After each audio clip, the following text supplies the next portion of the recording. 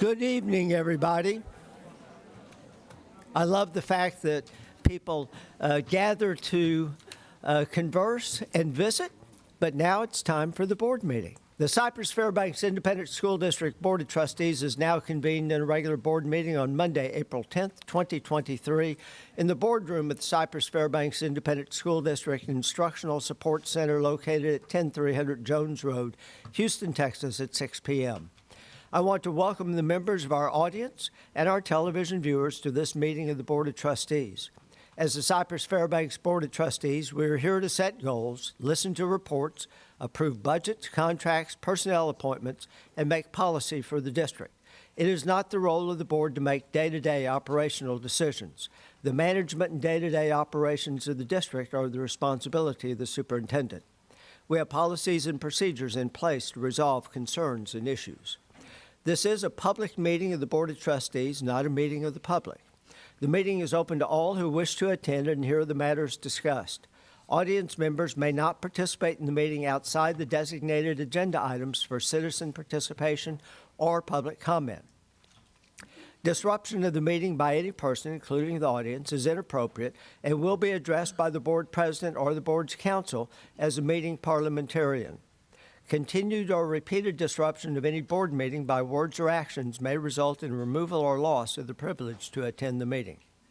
Prior to this meeting, board members received information related to items on tonight's agenda. Agenda items will not necessarily be handled in the order listed on the notice. During the course of this meeting, the board may determine that a closed session is necessary. In that event, the board will meet in closed session to consider matters duly posted for this meeting as permitted by sections 551.071 through 551.084 of the Texas Government Code. These proceedings are airing live on the district website. They will also be available as video on demand on the district website following tonight's meeting. For the video to adequately reflect the proceedings, I respectfully ask that you please refrain from talking while others are speaking, and that if you would do as I do and turn your cell phone off or in silent mode.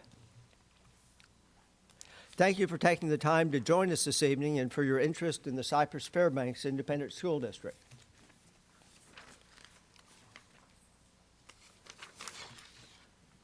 We have no Boy Scouts here tonight, no Girl Scouts, no elected officials, but we do have Grace Hanley representing Representative Dr. Tom Oliverson in the audience here tonight.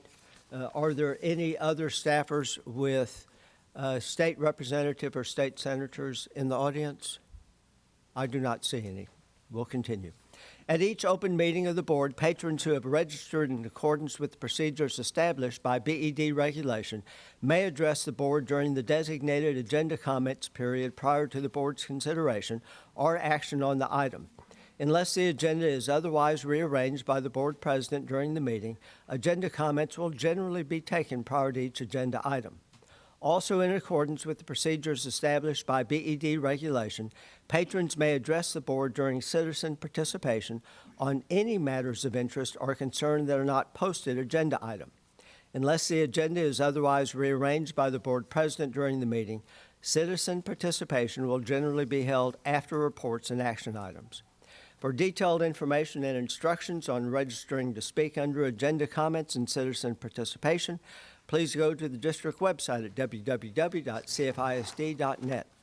Patrons who have registered to speak this evening may see the orders of their names listed on the screens to my right and my left, or your left and your right. Before your name is called, please move forward and sit in one of the two reserved seats on the front row to my right. The invocation for tonight's board meeting will be given by Dr. Kevin Pigg, senior pastor of Crossbridge Christian Church for over 10 years. Crossbridge has been a loyal supporter of the district's Bus Buddies program for 10 years, helping our elementary students get off at the correct bus stop the first couple of days of school. Crossbridge also partners with Feast Elementary School to provide volunteers and mentors. Dr. Pigg and Jill, his wife of 29 years, have two sons who are CFISD graduates. Dr. Pigg, we thank you for being here tonight and for the ongoing support you and your church provide to our students in the Cy-Fair community. Before the invocation, I would like to introduce the Cypress Woods High School Air Force JROTC cadets who will be presenting the colors this evening. And they are Cadet Lieutenant Colonel Colby England, Cadet Lieutenant Colonel Caden Stewart, Cadet Chief Master Sergeant Holden Palmer, and Cadet Captain Isen Talamatuz. These cadets present the colors to you under the direction of Master Sergeant Christopher Soto, U.S. Air Force, retired. At this time, I would ask for you to please stand for the invocation and remain standing for the Pledge of Allegiance. Let's pray. Heavenly Father, I want to come to you tonight in the name of your Son, Jesus, on behalf of this board. Thank you, Lord, for the many members that fear you and love you. And Heavenly Father, I pray that you ordain them with wisdom tonight to be able to make good, solid, wise decisions for our children. And Heavenly Father, I pray for your peace, your shalom to reign in this place tonight. As business is conducted, Heavenly Father, I pray that you are honored and your peace reigns.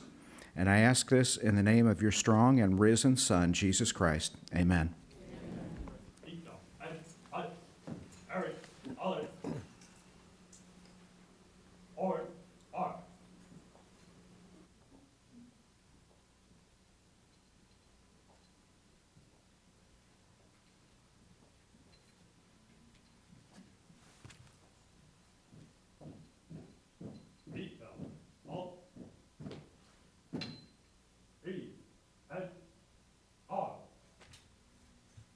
I pledge allegiance to the flag of the United States of America and to the republic for which it stands, one nation, under God, indivisible, with liberty and justice for all.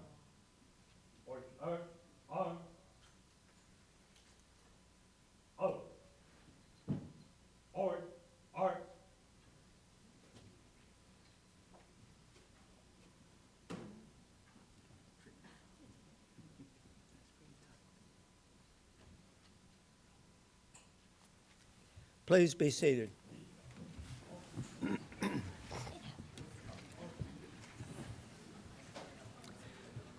Board member Scott Henry will read the district's vision and mission statement for the benefit of the audience. Our vision at CFISD is formed from the acronym LEAD, to learn, empower, achieve, dream. LEAD. Our mission is to maximize every student's potential through rigorous and relevant learning experiences, preparing students to be 21st century global leaders. We will now proceed with the remarks and recognitions portion of the agenda. 1A.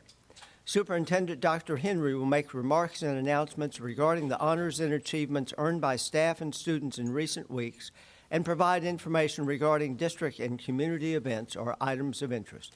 Dr. Henry, we have no speakers on this topic this evening. Thank you, Mr. President. CFISD students and staff shine throughout the month of March. Please enjoy this March recap video highlighting how our students and staff brought out the best. Final four! Final four!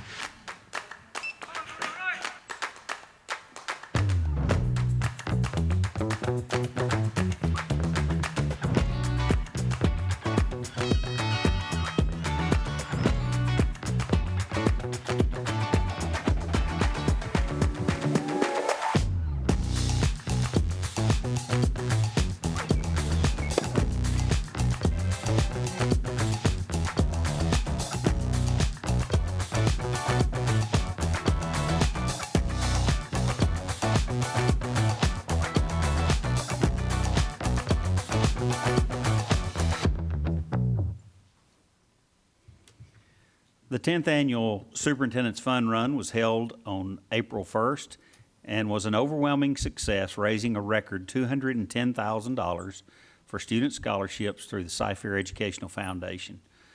Thank you to Memorial Hermann Cypress for being our underwriter this year, and everyone that participated, our sponsors, our community members, staff, and students who continue to support this event. Please enjoy this brief video highlighting the event.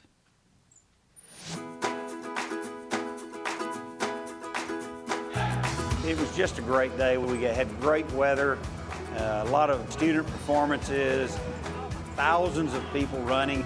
Everybody got behind it this year. Well, it's a great feeling. It's a great day for everyone to get out, to get moving, to get some exercise. And then at the end of the day, this event supports those students taking the next step in their educational journey. So it's just a great cause overall. I think it's important because it gives others opportunities to pay for their higher education, and this is a fun event the community can come out to and have fun. I'm excited to go to college, but I'm going to definitely miss this area. I think it's just one last homage to how I'm a cross-country runner and I can run in one last 5K. I really was touched by the overwhelming response that we received from the entire district and the entire community, and I just want everybody to know that I'm so grateful. And the $210,000, the beauty of that is the interest and investment money off of that will provide scholarships for students in perpetuity. And it's not about me, it's not about the fun run, it's about the kids that are going to have an opportunity that they wouldn't have otherwise.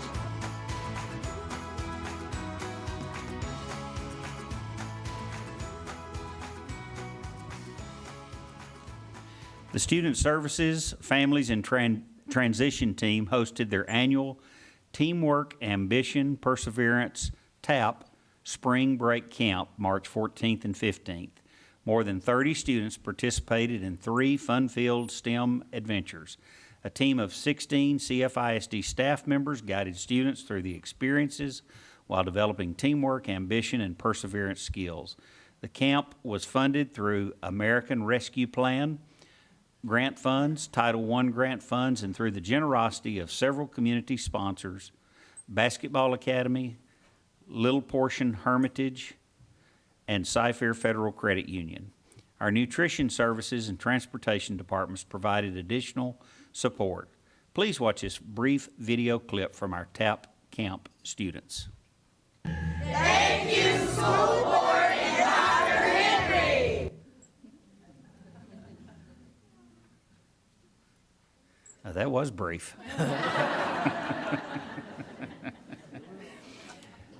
Campus Teachers of the Year, as well as district-wide paraprofessional and support staff of the year, were recognized at the 26th Annual Salute to the Stars Gala on March 9th at the Berry Center. Our own CFPD officer, Eric Ward, won the drawing for a new car from Northwest Chrysler Jeep Dodge Ram. Congratulations to all of our outstanding teachers and staff who were recognized. The CFISD Career Fair was held April 4th at the Berry Center, welcoming prospective job seekers to a meet and greet style fair with hundreds of campuses and departments. More than 1,600 guests attended, which was an increase of more than 700 from the year before. Check out this brief video recap of the event.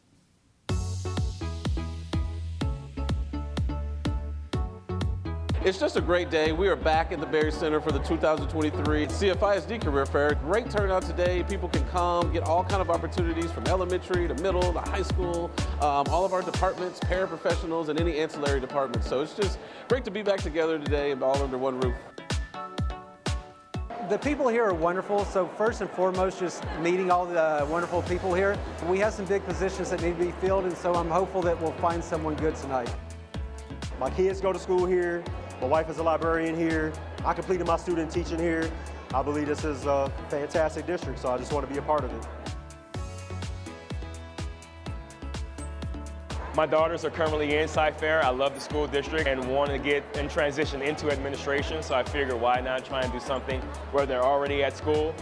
I love the curriculum based. I love how and what's being done for them in education. Our superintendent, Dr. Henry, he always says that Cyfair is a destination district. What that means for us is that when you choose to come to Cyfair, you're choosing not only an employer, but really you're choosing a family, and you're choosing a place where you're going to be able to grow your career and live your life here and stay with us throughout your entire career. I'm really excited about Cyfair. I know it's one of the best school districts in the state.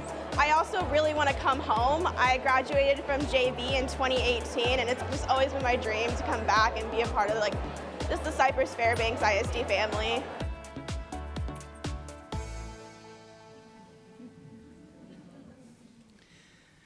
Congratulations to Warner Elementary School for winning the CFISD Name That Book competition held March 28th at the Berry Center. Third, fourth, and fifth grade students, coached by their librarians, represented 36 campuses. After hearing a clue, students had 15 seconds to identify a title from the list of 100 books. This was Warner's first time competing in the contest, and congratulations also to the regional winners, including Berks, Hamilton, Joel Kirk, and Millsap Elementary Schools. Woodard Elementary School was one of 4 campuses in the Houston area to qualify for the Read to the Final Four celebration at the George R. Brown Convention Center on March 31st. The tournament-style reading competition between third grade students from 390 Houston area schools resulted in Woodard winning 4th place overall. The campus earned $2,000 towards new books for its school library. Please watch this video recap of the event. The road to the Read to the Final Four started in September for the Woodard Wolves. This competition partnered with NCAA's Men's Final Four, promoting third grade literacy. It is a huge opportunity for us to represent Cy-Fair ISD. Cy-Fair has never participated in this contest. So it's such a powerful experience to be able to represent the whole district. To be number 4 out of 200 schools is like huge for us. CFISD's Chief Academic Officer Dr. Linda Macias spoke at the Fan Fest event about the Wolves' impressive run. Woodard read over 4 million minutes. They created such a synergy across the district, not just at their campus, the whole community, the entire Cy-Fair community, including at the district office. They had all of us reading, including myself. So what a great opportunity, and reading the foundation to success. So thank you so much for having us. I think it's a powerful experience to have so many of our district leaders out supporting us today, with Dr. Macias out accepting the award on behalf of Cy-Fair. We always say, Wolfpack all in. It took every one of our kids to get here, and they all know that they can't stand alone, because the pack is stronger than the individual, and they know it very well now. I love reading 1,000%.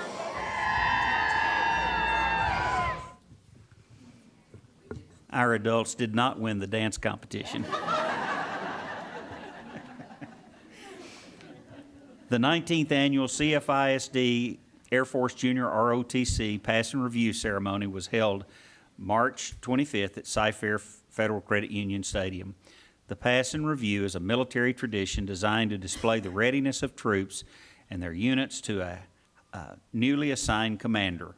More than 800 cadets representing our 12 high schools and 9 JROTC units participated, and Jersey Village High School Unit TX 20017 was the host unit. And then finally, we recently selected a new principal, and I'm going to turn it over to Roy Garcia for that introduction. Thank you, Dr. Henry. President Jackson and Board of Trustees, in February we announced our inaugural principal for elementary number 58, now known as Dr. Carla Brosnahan Elementary. Dr. Renee Silliman, former principal at Hemingway Elementary, was announced as the principal. This evening, we are happy to introduce to you and to the CFISD community our new principal for Hemingway Elementary, Ms. Crystal Hammond.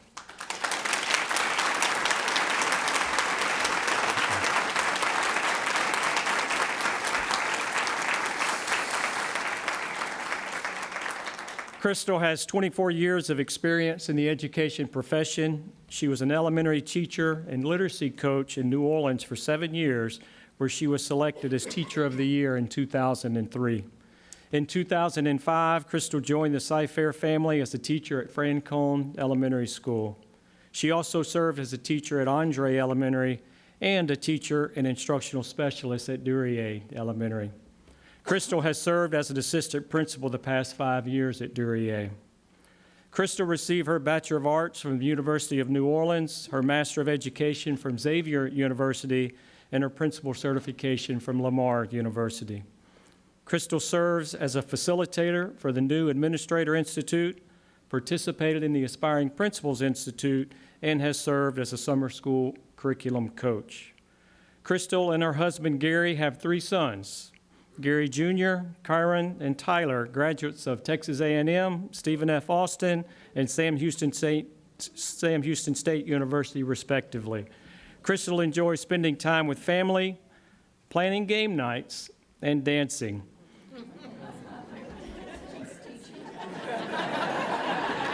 You have a client back there. She also volunteers in the children's ministry at her church. Please join me in congratulating Crystal Hammond on her new leadership opportunity as principal, Hemingway Elementary.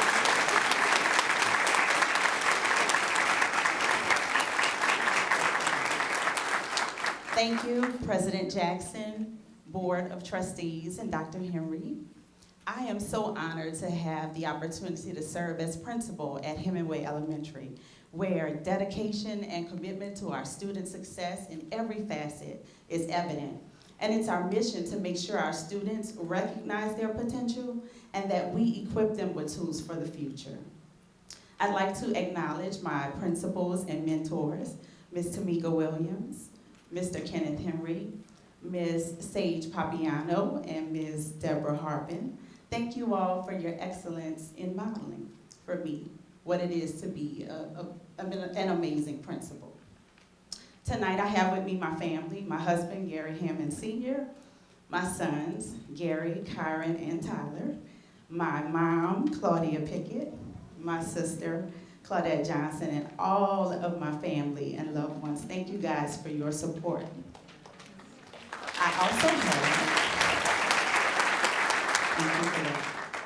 I also have my Hemingway family and my Duryea family. Many of us have heard the quote by Dr. Martin Luther King Jr. that says, "Darkness cannot drive out darkness. Only light can do that." And so I'm honored to be able to walk the path of light that we all walk as educators each and every day. And with my Hemingway family, I'm excited to continue that legacy and spreading light to others around. Thank you.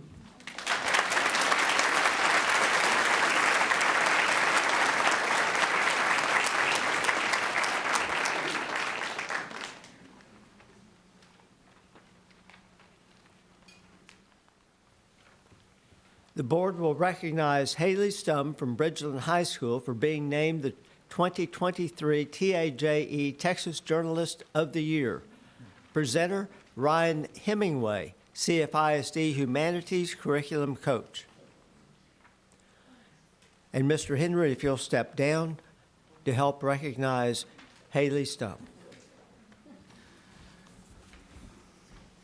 There are no, pardon me, sir, there are no speakers on this topic this evening. Mr. Jackson, Board of Trustees, and Dr. Henry, it is my pleasure to present you this evening with Haley Stum from Bridgeland High School. Haley will represent Texas as its 2023 Journalist of the Year and will compete to be named the National Journalist of the Year for the Journalism Education Association. The Texas Association of Journalism Educators reviewed many impressive portfolios from applicants all across the state of Texas in late February, and the panel chose Haley to represent scholastic journalism in Texas based on her creative and well-rounded portfolio presentation. Haley will be additionally recognized at the JEA National Scholastic Press Association National Spring Journalism Convention this month in San Francisco, where the national winner will be named. Haley, please come forward so that we can recognize you for your outstanding achievement. I would like to thank her family members, her advisor, Ms. Berkey, Mr. Smith and Ms. Underwood, and any Bridgeland staff that is here tonight for their support of Haley, and ask them to stand as we honor this accomplishment.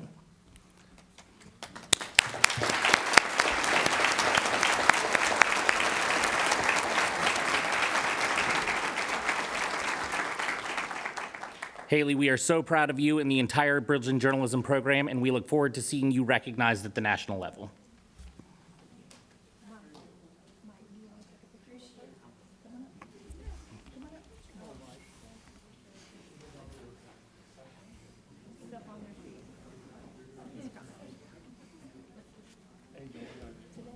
Yeah.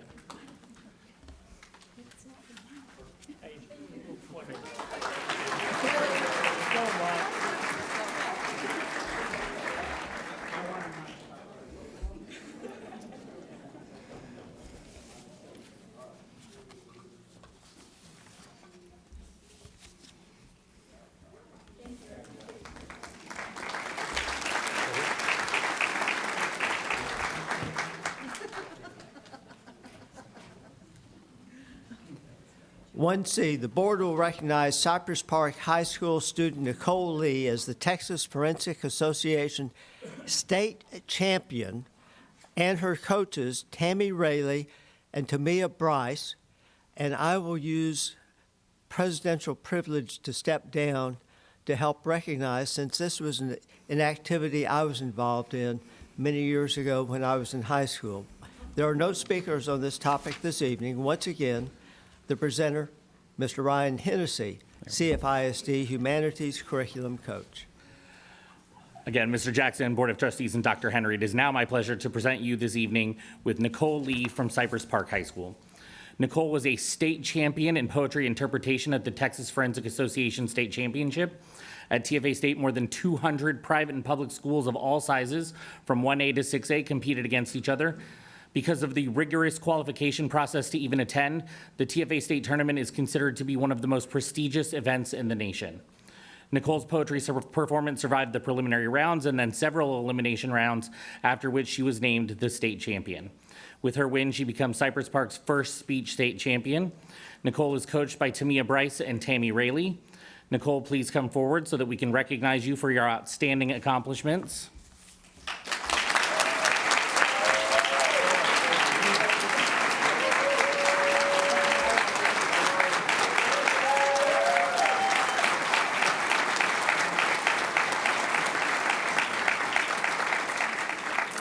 I would like to thank her family members, Ms. Rayleigh and Ms. Bryce, Mr. Hecker, and any of the Cy Park staff here tonight for their support of Nicole, and ask them also to stand as we honor this accomplishment.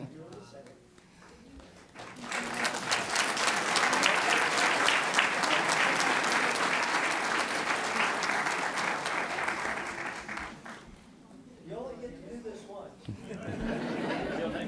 Let's hope she gets the state championship next year, and then we can do it again. Yeah. She's a sophomore. Oh, she's a sophomore. Yeah. Sometimes 3 times. Yeah. Mr. Hennessy, would you join Oh. us as well, please, sir?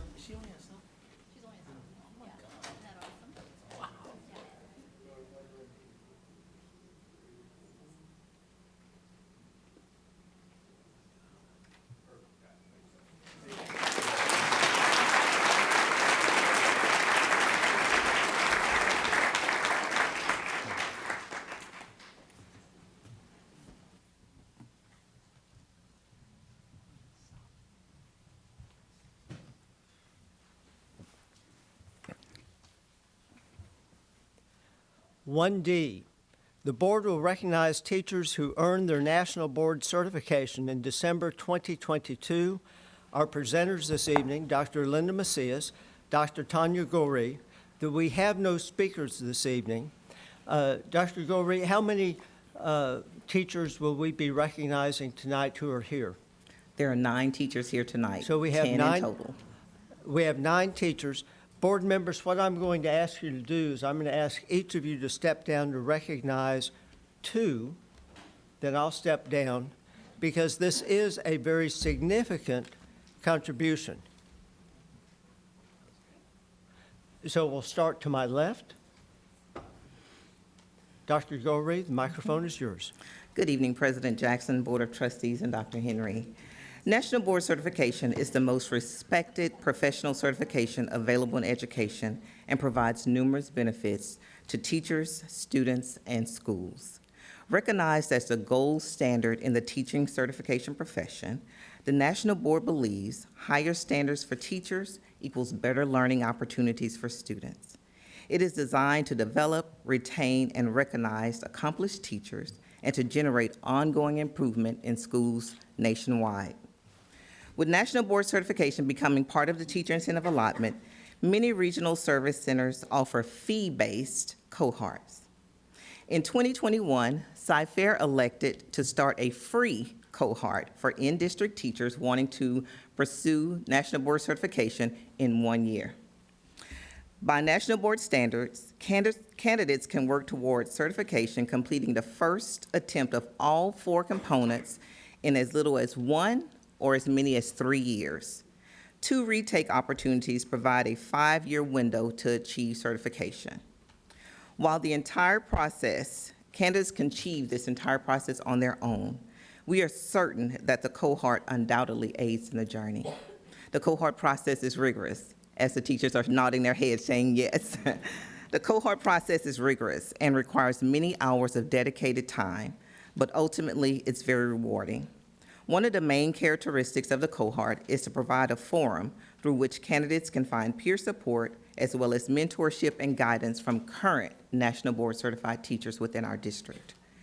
We have 3 certified teachers who served as facilitators for our cohort. 2 of them are here today, and I would like them to stand to be recognized. Marianne Dersch, a CIC at Cy Ranch High School.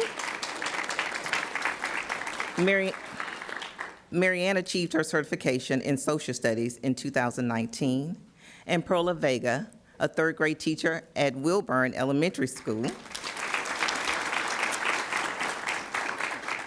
Perla achieved her certification in 2014, and she is certified as a generalist. Thank you. Upon being awarded certification in December 2022, the newly certified National Board teachers jumped in immediately to pay it forward by serving as mentors to the 21 candidates who are part of Cohort 2, which is currently underway. As a reference point, here's some data on our surrounding districts. Cy-Fair had 10 teachers certified in 2022. Both Katy ISD and HISD had 1 teacher certified in 2022. Spring Branch, Klein, and Tomball did not have any teachers certified in 2022. With the level of success we are experiencing, we will continue to serve our teachers through the National Board cohort.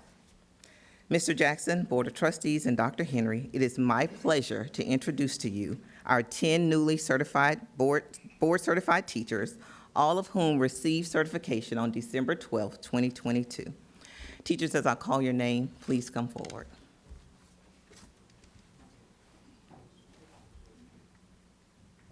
Robin Kantara from Watkins Middle School, who's certified in English Language Arts.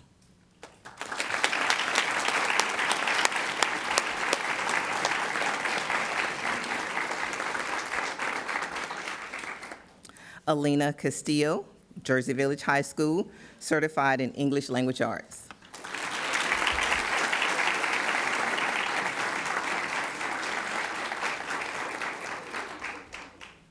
Margaret DePetro from Cook Middle School, certified in Science.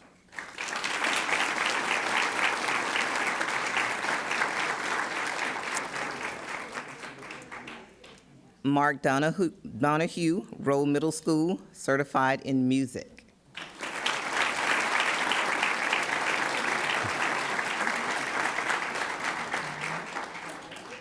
Kristen Escobar, Cy Woods High School, certified in Social Studies and History.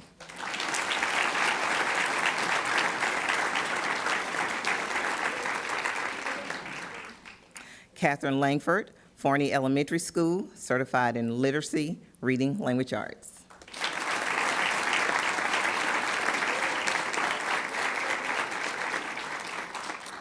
Ronnie Sadler, Cy-Fair High School, Career and Technical Education.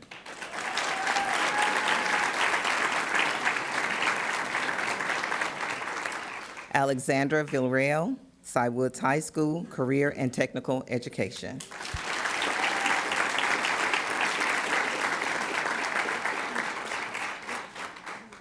Rachel Waller, Smith Middle School, Science.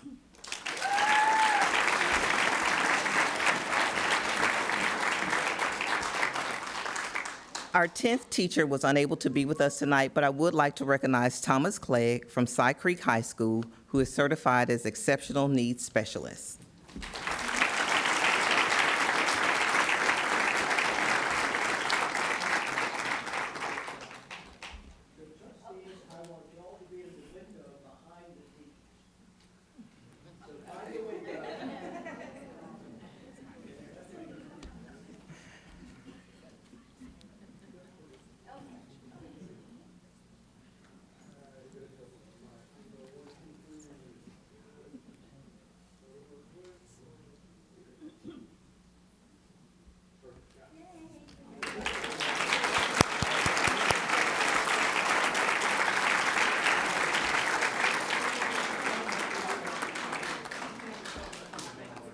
Recognizing it takes a strong support system Recognizing it took a strong support system for our teachers to accomplish this task, will all family members and any members of their campus please stand to be recognized as well.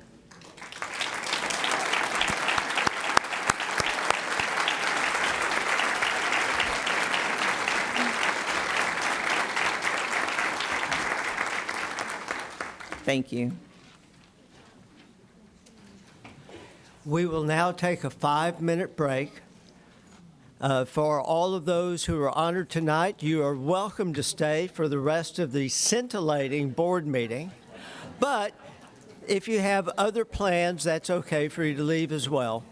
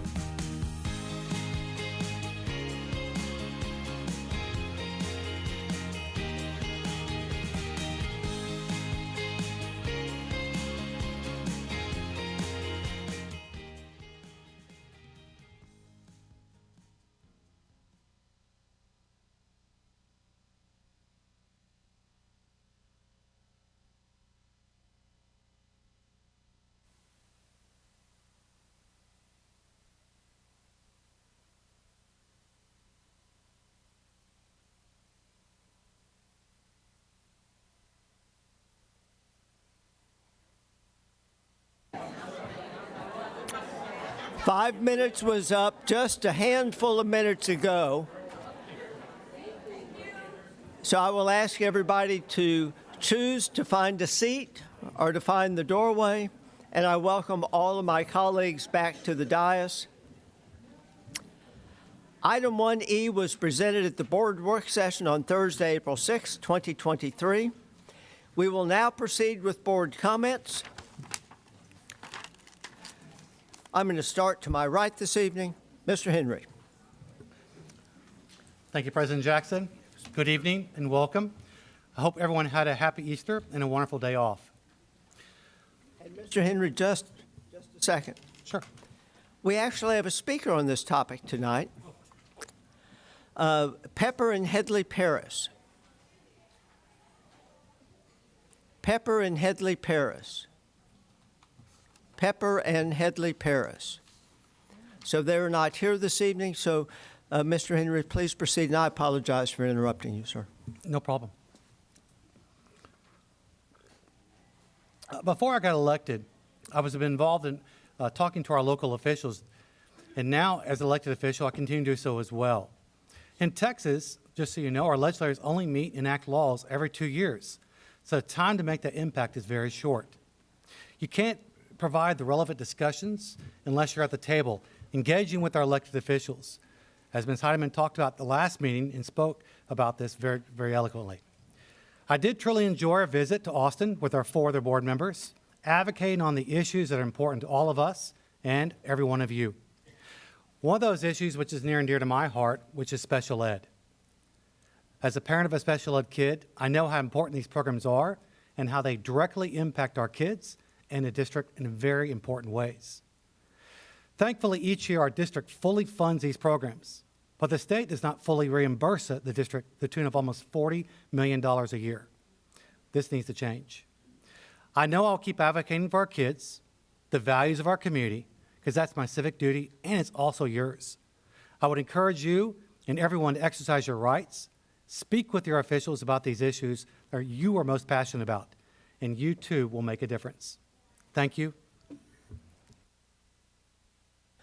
Thank you, Mr. Henry, and thank you for noting the $40 million shortfall in funding, or the fact that this district spends $40 million more than what the state sends our way. Dr. Blasingame. Good evening, everyone. Thank you to all those present, especially during a 4-day weekend when the kids had a day off. Thank you for showing your care and concern for our kids, our teachers, and our community.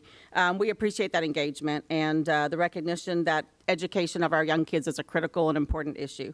I have the honor of serving on the Portrait of a Graduate Committee, and it is a privilege because every student deserves the opportunity to reach their full potential and exhibit all of those ideals that we have in our current Portrait of a Graduate and the one that we will come out of the committee with.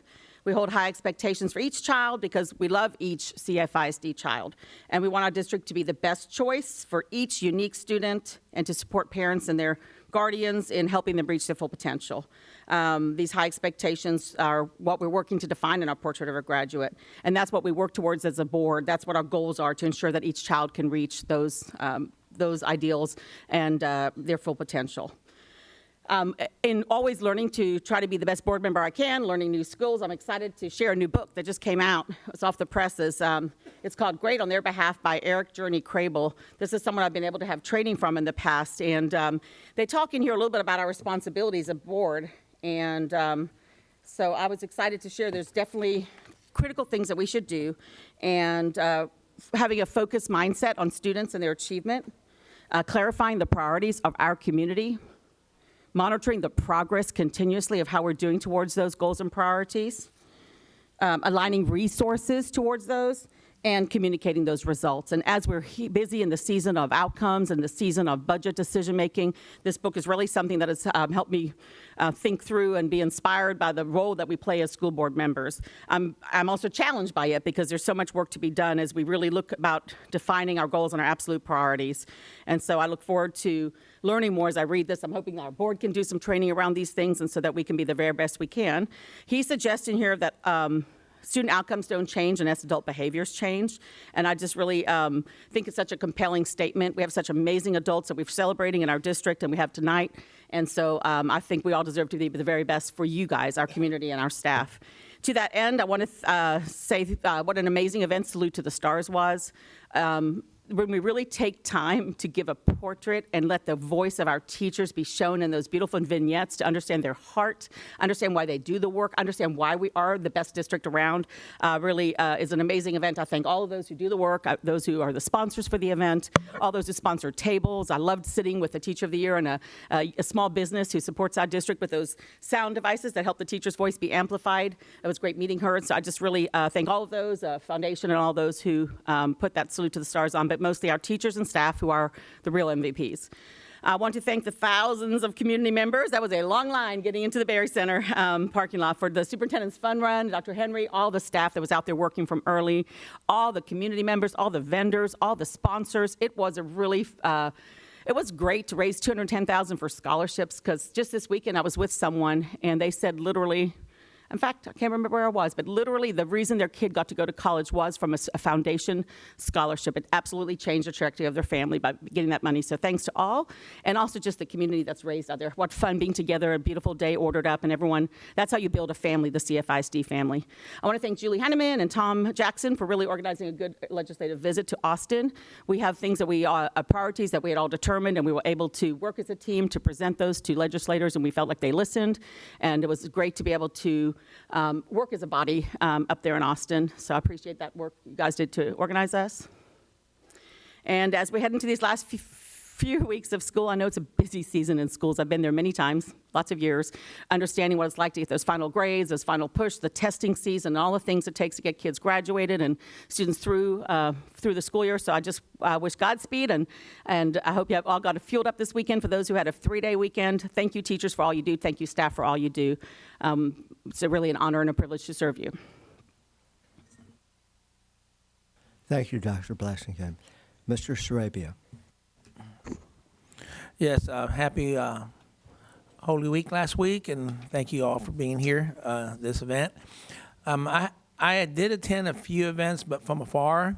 I had to stay in an outside setting for most of the last 3 to 4 weeks. Got me thinking about our friend Debbie Blackshear and her ongoing tribulations. I was unfortunate to did get the virus, and but I was fortunate enough to recover from it.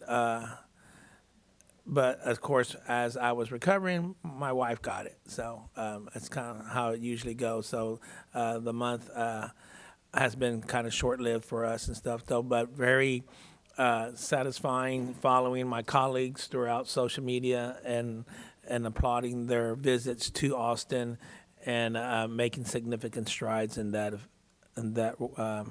arena for the funding that we're going to need here for the next coming year and stuff, though.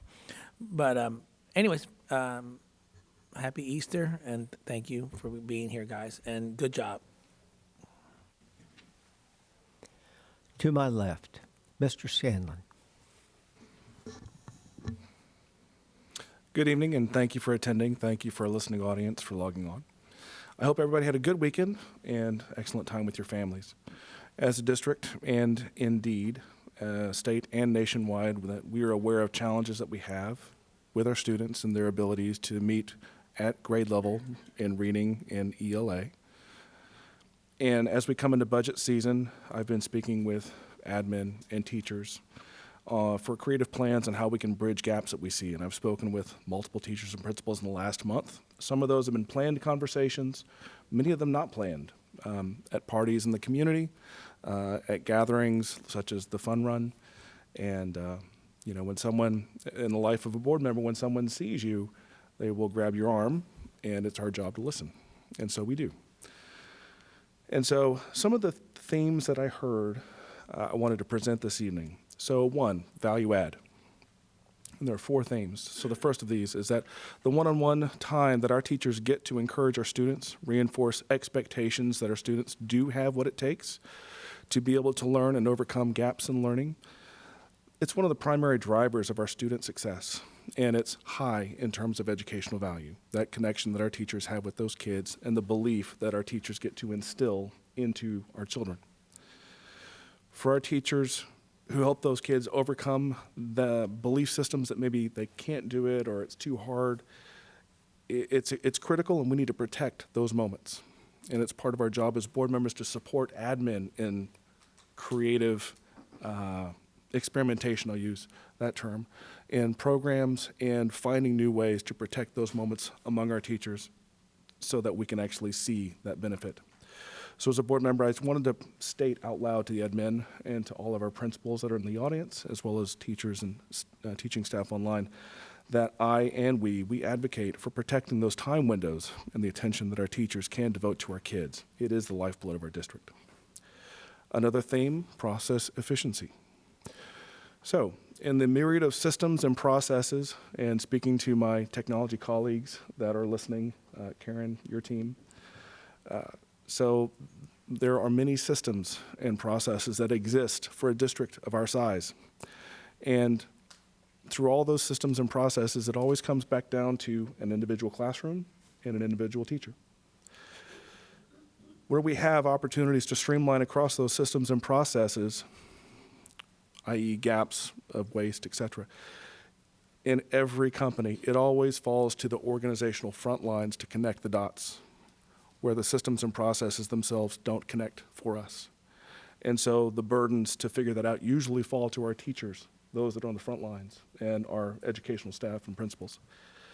So I wanted to make admin aware, and I'm calling on you as you move into a planning cycle for your next year. I strongly support a detailed and methodical plan on how we could review the teacher experience that we have going forward, the principal experience, how we can go forward for our core systems and workflows so that we can find new ways to introduce efficiencies to protect that time that our teachers have with the kids.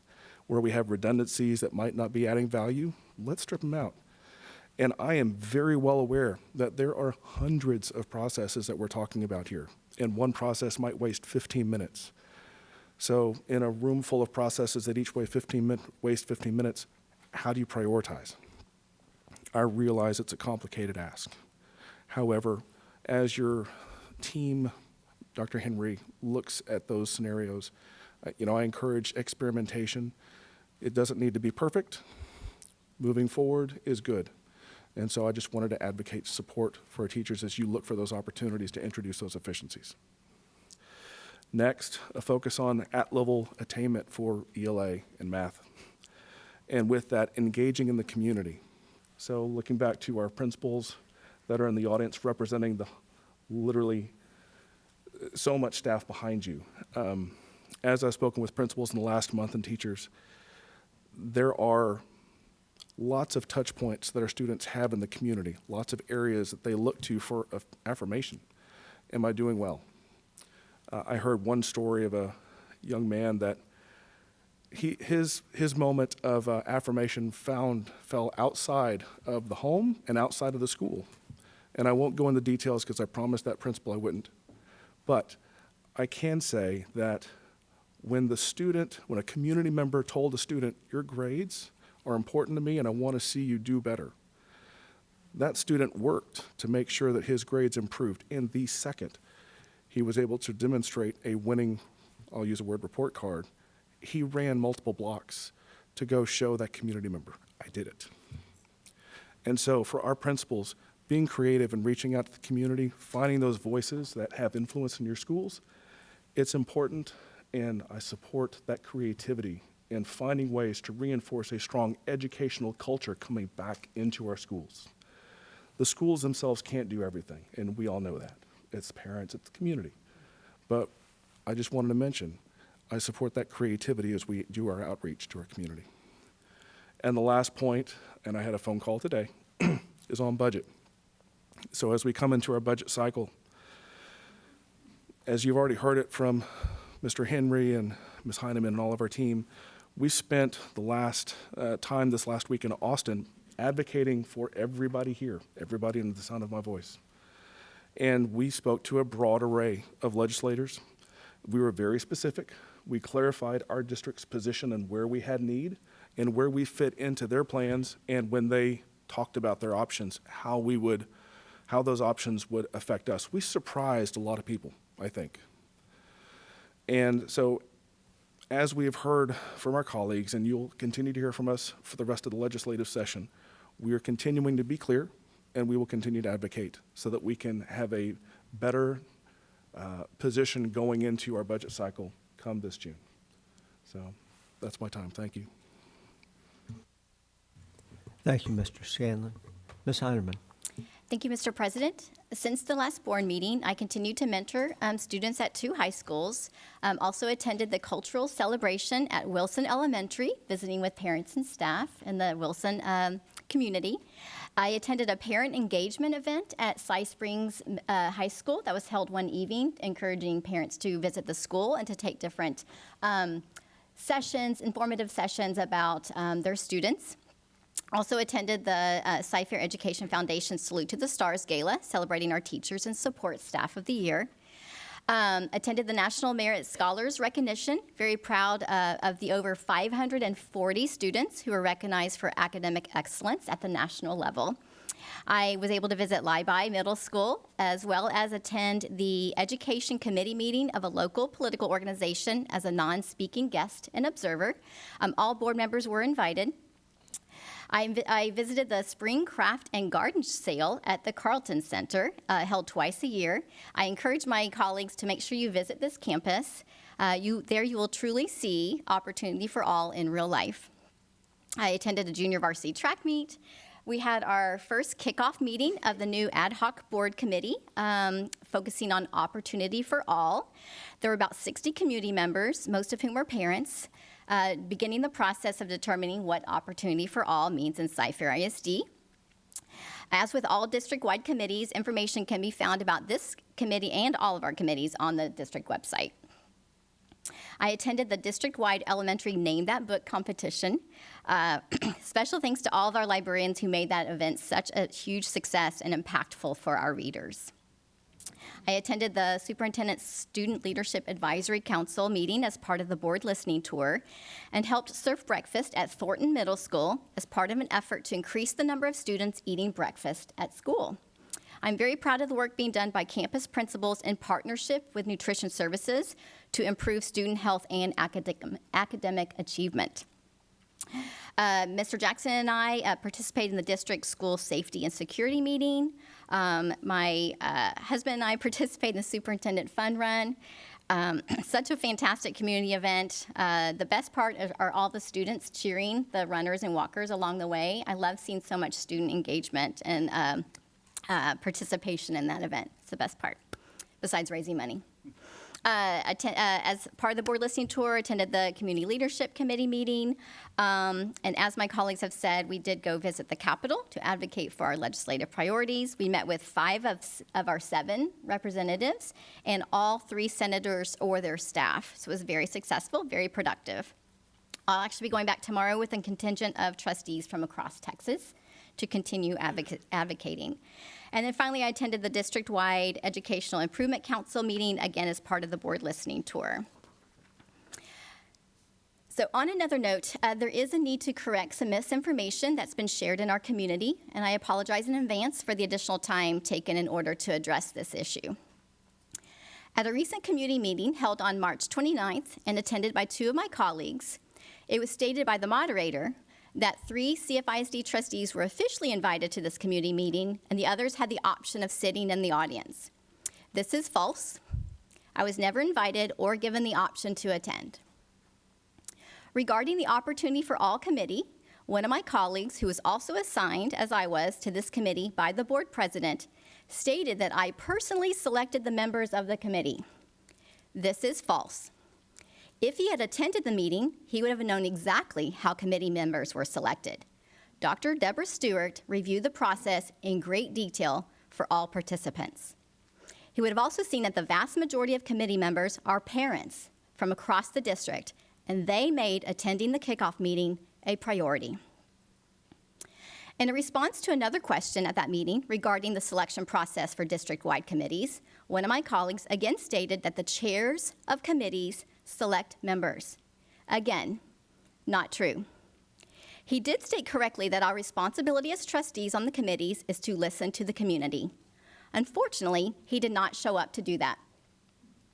Just as he did not show up for the Superintendent Student Leadership Advisory Council meeting, which was held that same evening on March 29th, or the District-wide Educational Improvement Council meeting held last week, meetings he had signed up to attend as part of the board listening tour. When asked by a community member at the March 29th meeting if the board had received an update on the status of formal reconsideration of books, both trustees in attendance said no. This is not correct. As part of the email bulletin every board member receives on a weekly basis from the superintendent's office, every board member did indeed receive a memo from Dr. Macias with this information on March 10th. One of my colleagues stated that, quote, "We've been woefully led by administration. We, the board, have woefully laid down our responsibility to the community and let them just run with it." I would remind her that this board is responsible for governance, not the day-to-day operations of the district. The expectations of how we fulfill our roles and responsibilities as trustees are outlined in the board operating procedures that we all worked on together and agreed to. This colleague also stated, quote, "The board needs to get off their butts, get out and talk." I would suggest that this statement is not only highly unprofessional, but also somewhat hypocritical. Some of us do get out into the community, more than just the neighborhood we live in, and we don't just talk, we listen. Our board operating procedures are intended to guide our work and our interaction. There is an acknowledgement on the back that we all agreed to. Under the board members' code of ethics, it says, "I will tell the truth." Under the section titled Board Communication with Staff and Community, the board operating procedures state, quote, "Except for the appropriate duties and functions of the board president, individual trustees do not have the authority to act or speak on behalf of the board or the district without prior approval of the board." Under this section, the board operating procedures state, quote, "Board members may serve on district-wide committees. For ad hoc special committees, the board president may assign a maximum of 3 board members to serve on the committee for its duration." At the community member meeting I am referencing, a trustee aired her grievance at her committee assignment. I would encourage her to address her grievances to the board president instead of a group of community members. Finally, I would suggest the district place the board operating procedures on the district website so that the community can see the expectations we hold for ourselves and for each other. Thank you. Thank you, Ms. Heineman. Our last full board meeting, which took place in March, ended at 1:09 in the morning. I want to express my deep appreciation to admin and staff who stayed until completion of the meeting and much later to wrap up, as well as our officers who, as always, were the very last to leave. I appreciated that people wanted to time how much air I breathe when I make my board comments. I would appreciate it even more those who take note of what I happen to say. For those of you who think I spoke too much, by all means, tell me what I should not have said. Make a list, send it to me. We can have a cup of coffee and talk about it. As I mentioned when I was in Austin, I welcome competition on a level playing field. Judy Kayla gave me a level playing field. I never proved worthy in her eyes, and that's okay. Her advice was, work a little harder, Mr. Jackson. Since last month, I gave over 40 hours of board service with my regular stops. Some of the highlights included attendance at Salute to the Stars. I was privileged to host Lowry Elementary to help honor their outstanding teacher. This is my small way of saying thank you to all of those who teach in our district. I attended the 19th annual Pass-In Review with almost 1,000 cadets in attendance. We were honored that Colonel McGonigal, commanding officer of Air Force JOTC out of Maxwell Air Force Base, and the district commander were both present. This program builds service-oriented citizens, and it's a critical piece of the puzzle for academic attainment, not only for the cadets, but for those that they influence. I also attended the National Merit Recognition event, as I have each and every year.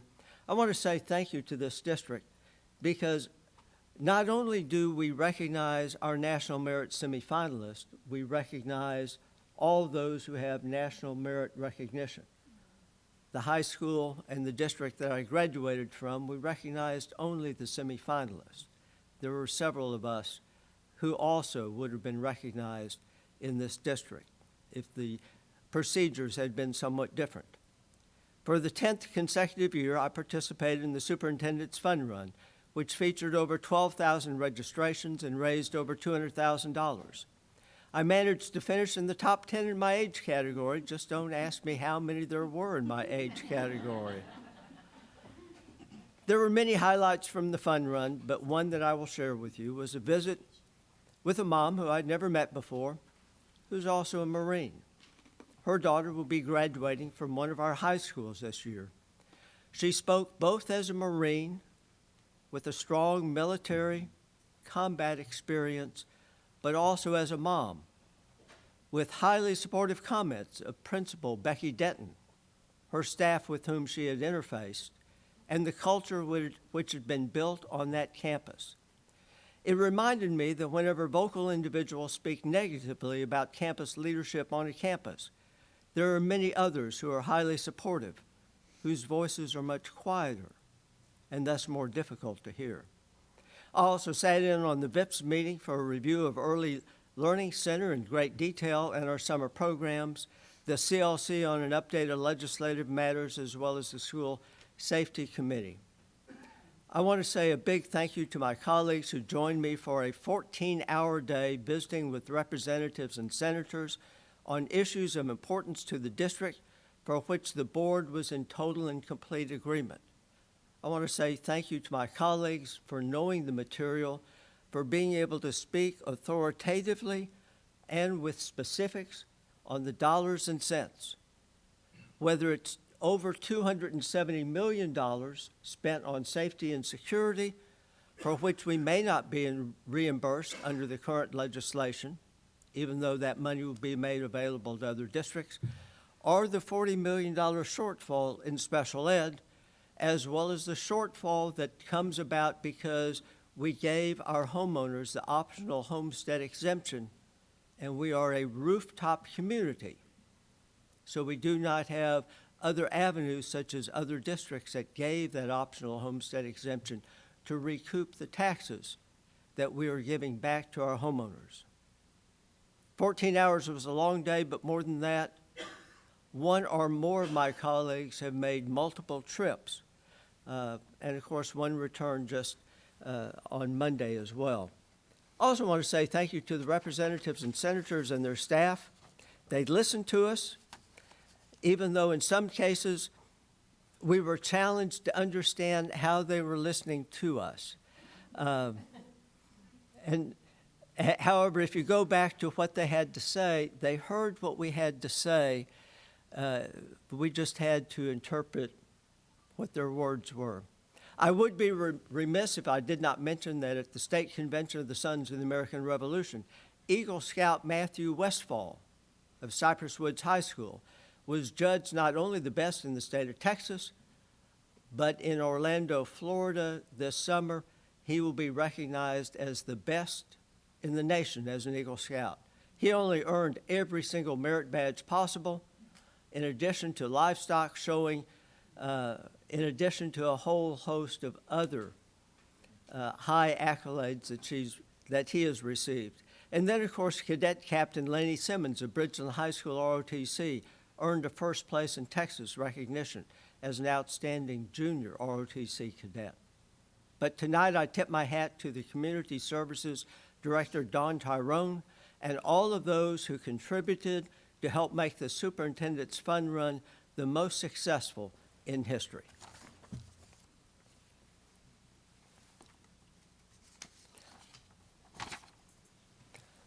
Items 3A and 3B of the reports portion of the agenda were presented at the work session on Thursday, April 6, 2023, but we do have speakers this evening on both items.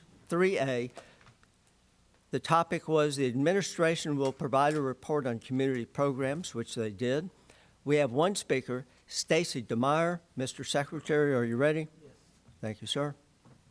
Ms. DeMeyer. Good evening.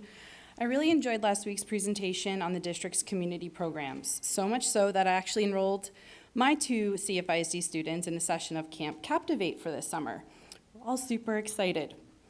One part of the presentation left a particular sort of impression on me, and that was how the early learning centers are not only self-sustained, but are producing a pretty substantial profit for the district. My initial thought was how great this was. Our district, along with every other district in this state, is underfunded, and any extra money is, of course, a win. But then I started thinking about who the district was earning this extra money from, and it just didn't sit well with me. I know the district's ELCs are more affordable than any other high-quality childcare options, but everything is relative. Childcare in the U.S. is incredibly expensive, and even a more affordable option is still over $8,000 a year per child. I checked the rates on the district's website. I won't go off on a rant about our country's abysmal paid maternity leave options for our educators, but when you combine that with the high cost of childcare, it creates a tough spot for our educators to be in. They need as much support as possible, and charging them over and above what the cost of their district childcare is feels wrong, especially when you consider the fact that they are already severely underpaid. I would love to see the district use the profit earned from the ELCs to expand the current program, thereby allowing more district staff to enroll in their children in these affordable programs. And eventually, when they are operating in the capacity the district needs, the ELCs should hopefully be offered at cost to district employees, at least until they are getting paid the salary that they rightfully deserve. Thank you. Item 3B, the administration will provide a report on the teacher incentive allotment. The speaker on this topic is Danielle Cockrell. Good evening. Speaking on the Teacher Incentive Allotment Program, at face value, this seems to be a great way to award individual teachers who do what all teachers strive to do on a daily basis without the promise of something extra. After peeling back the onion on the 2-part plan, real-world application of such a plan has its flaws.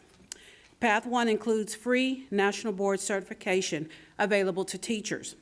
What is not being said is that the participants must pay $1,900 in advance or over a payment plan to get a refund once they've successfully completed it in 1 year. For me, a teacher, single parent of a college student, that would put a strain on my finances.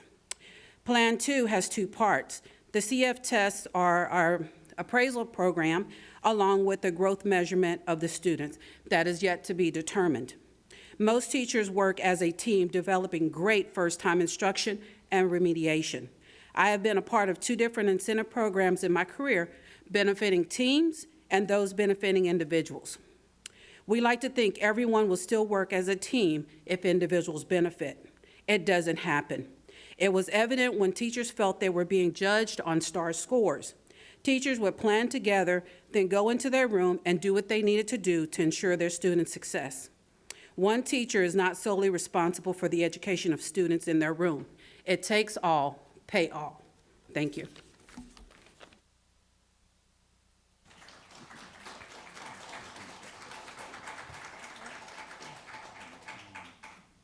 We will now proceed with item 3C of the reports portion of the agenda. 3C, the administration will provide an update on the 88th legislative session. The presenters this evening, Teresa Hull, Karen Smith, but we do have a speaker, and of course the speakers always go before presentations. Our speaker is Dr. Tara Cummings. Christian Nationalist Republican for it, just look at their bills, like SB 1515, to require that every classroom conspicuously display a 16-by-20 poster of the Protestant version of the 10 Commandments. Extremists screech about indoctrination and grooming in our schools, yet they're apparently totally cool with teachers explaining adultery to 4-year-olds. And then there's SB 763 to allow religious chaplains to serve as school counselors without oversight by any educational or mental health governing body. As a multi-licensed mental health clinician, I understand deeply the need for such in order to protect the public, in this case, our children. Christian nationalist extremists have told us endlessly that they believe children are being groomed and abused in our schools. I specialize in the treatment of sexual trauma, and here's something that we know. One of the primary groups of child sexual predators include clergy, church staff, and church lay leaders. Back in 2014, a Cypress family sued Second Baptist and Community of Faith for the sexual assault of their 12-year-old by a youth pastor. Do you know where that pastor initially met that child? Right here in CFISD, where he was a mentor and very literally groomed her into joining his congregation, whereafter he sexually abused her. If parents want their children counseled by a religious chaplain, they can take them to church. Otherwise, we will trust the expertise and credentialing of our outstanding school counselors. Please call upon our lawmakers to oppose SB 763 and SB 1515. Finally, let's take a look at our lawmakers' votes. State Reps Rosenthal and Morales-Shaw voted for $10,000 teacher raises, whereas Oliverson and Schofield voted against. The amendment unfortunately did not pass. Oliverson and Schofield also voted against prohibiting school vouchers, whereas Rosenthal and Morales-Shaw voted for the amendment, which thankfully did pass. Over in the state Senate, Betancourt sponsored SB 8 to create school vouchers without accountability to taxpayers. The next time a lawmaker tells you that they support public education, tell them to show you their votes, and then we all need to vote accordingly. Thank you.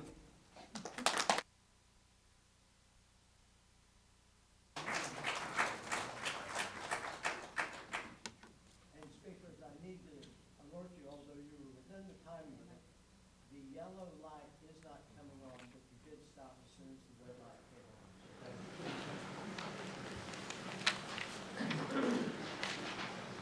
So, Teresa and Terry, do you have a presentation for us this evening? Yes, sir. Sorry, so let me repeat that because my mic was not on. The yellow light was not working. However, for our speaker, when the red light did come on, you concluded your comments properly. For future speakers, if the yellow light doesn't come on, I will ask our secretary to raise his hand so you can see when the 30-second mark is. Our presenters tonight, Teresa Hall, Karen Smith, are y'all prepared? Please Sir. proceed. Thank you, President Jackson. In April, we had planned to provide the board a budget update. However, as you might well know, it's difficult during a legislative session where there might be a lot of changes going on that have a financial impact.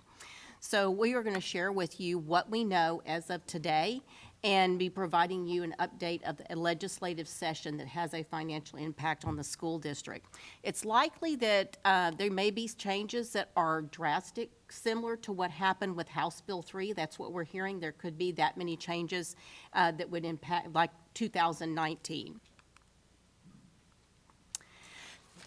In the 88th legislative session, well, actually this last biennium, which is the one that we're currently in, there has been record estimate of about 188.2 billion revenue. And there's been vigorous economic growth as well as spikes in energy prices, which results in record sales tax revenue. And it's the highest inflation in 40 years. You probably have heard that there is sufficient revenue to provide significant funding increase for public schools. But some of the obstacles that we are dealing with is the spending limit. And basically what that is, there's two aspects to it. Is one, they cannot adopt a deficit budget. The legislature cannot adopt a deficit budget. And basically they have something where they cannot exceed growth like in the state's economy or the population plus inflation. So there's a legal spending limit there. But there's also the perception with our legislators that we have received all the money that we need for several years because of the federal stimulus funding. And also the dispute over vouchers may be held over some legislators' heads as far as not providing additional school funding unless they vote for something related to vouchers.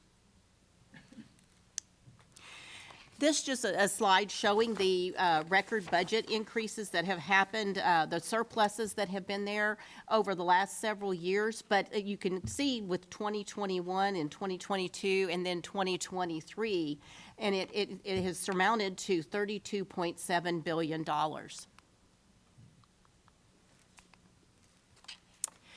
This slide shows you the cost, how inflation has affected Cypress-Fairbanks since 2019, when the last time that they increased the basic allotment. You'll see that transportation has increased 20%, and I will tell you the only reason it hasn't increased more is because we've gotten so many propane buses. Also, students, the student devices, the cost of those since we went one-to-one have increased 33%, as well as general insurance policies have increased 72%. One of the big ones is property insurance. Construction costs have increased 35%, food service costs have increased 25%, and health insurance 44%. And this does not include the raises that districts would like to provide for their employees that have also been impacted by inflation, but definitely highlights the need for an increase in the basic allotment as well as an inflation factor. House Bill 1 is the biennial state budget, and this was passed by the House on April 6th, and will go to the Senate. Next goes to the Senate. It was approved. The House approved it by 136 to 10, but there were over 400 amendments to House Bill 1, of which 86 amendments were brought to the floor for deliberation. And one of note is the Herrero Amendment, and this prohibited the use of public funds going towards private schools through the voucher programs, or anything related to a voucher program, and it was approved 86 to 52. Rider 82 outlays basically what they're planning to do with House Bill 1, which is $17.3 billion in property tax relief. And although property tax relief is important, what it does not do is put more money into public education. Nevertheless, what will happen is the legislators will say they have put record money back into public education, because what they've done is whenever they provide property tax relief, then they put in the state funding shortfall that occurs because of that property tax relief. In fact, this was an issue during House Bill 3, where the legislature inflated increases on teacher salary increases, and they utilized the property tax relief to come up with those numbers. In February, I provided an overview of the school finance system, and I referred to the example of the size of our glass and the fact that it has not grown. Property tax relief basically does not increase our glass, and it stays the same. They are also allocating $2.4 billion for increase in the golden penny yield. And the golden penny yield is adjusted each biennium in compliance with statute. And based on current law, which could possibly change during this legislative session, which could affect it, the estimated gain to the district due to the increase in the golden penny yield is approximately $15.6 million.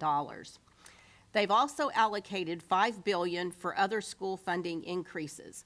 That would be the basic allotment in teacher pay, school safety, textbooks, which have a fiscal note of $842 million, small and mid-size allotment, as well as various things such as the teacher incentive allotment, teacher residency, pre-K for children of teachers, and mentor teacher allotment, etc.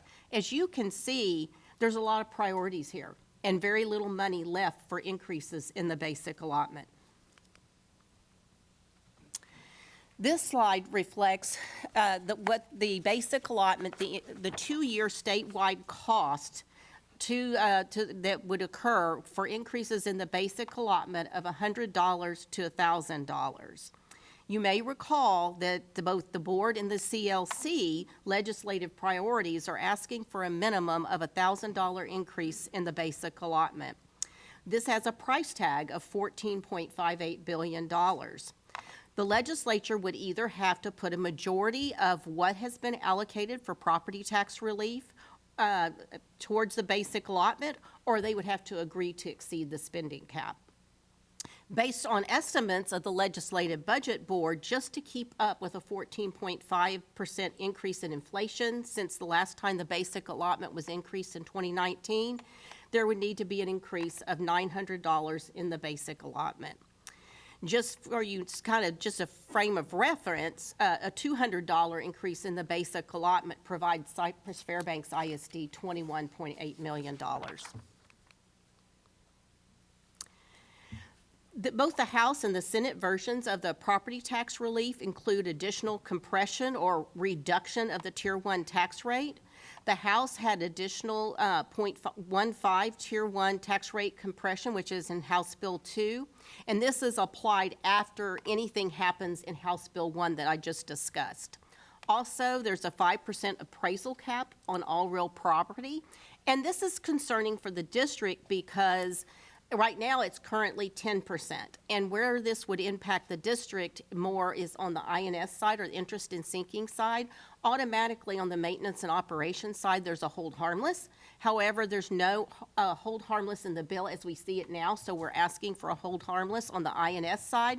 So what that would do is for districts that have already passed a bond election, we model based on property values and where we think they'll be, not knowing that they might limit it to 5%.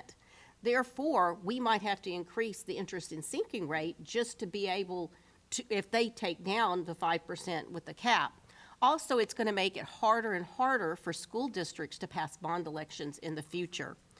The total of the House side is about $17.3 billion. The Senate, as I said, has additional tax compression in theirs.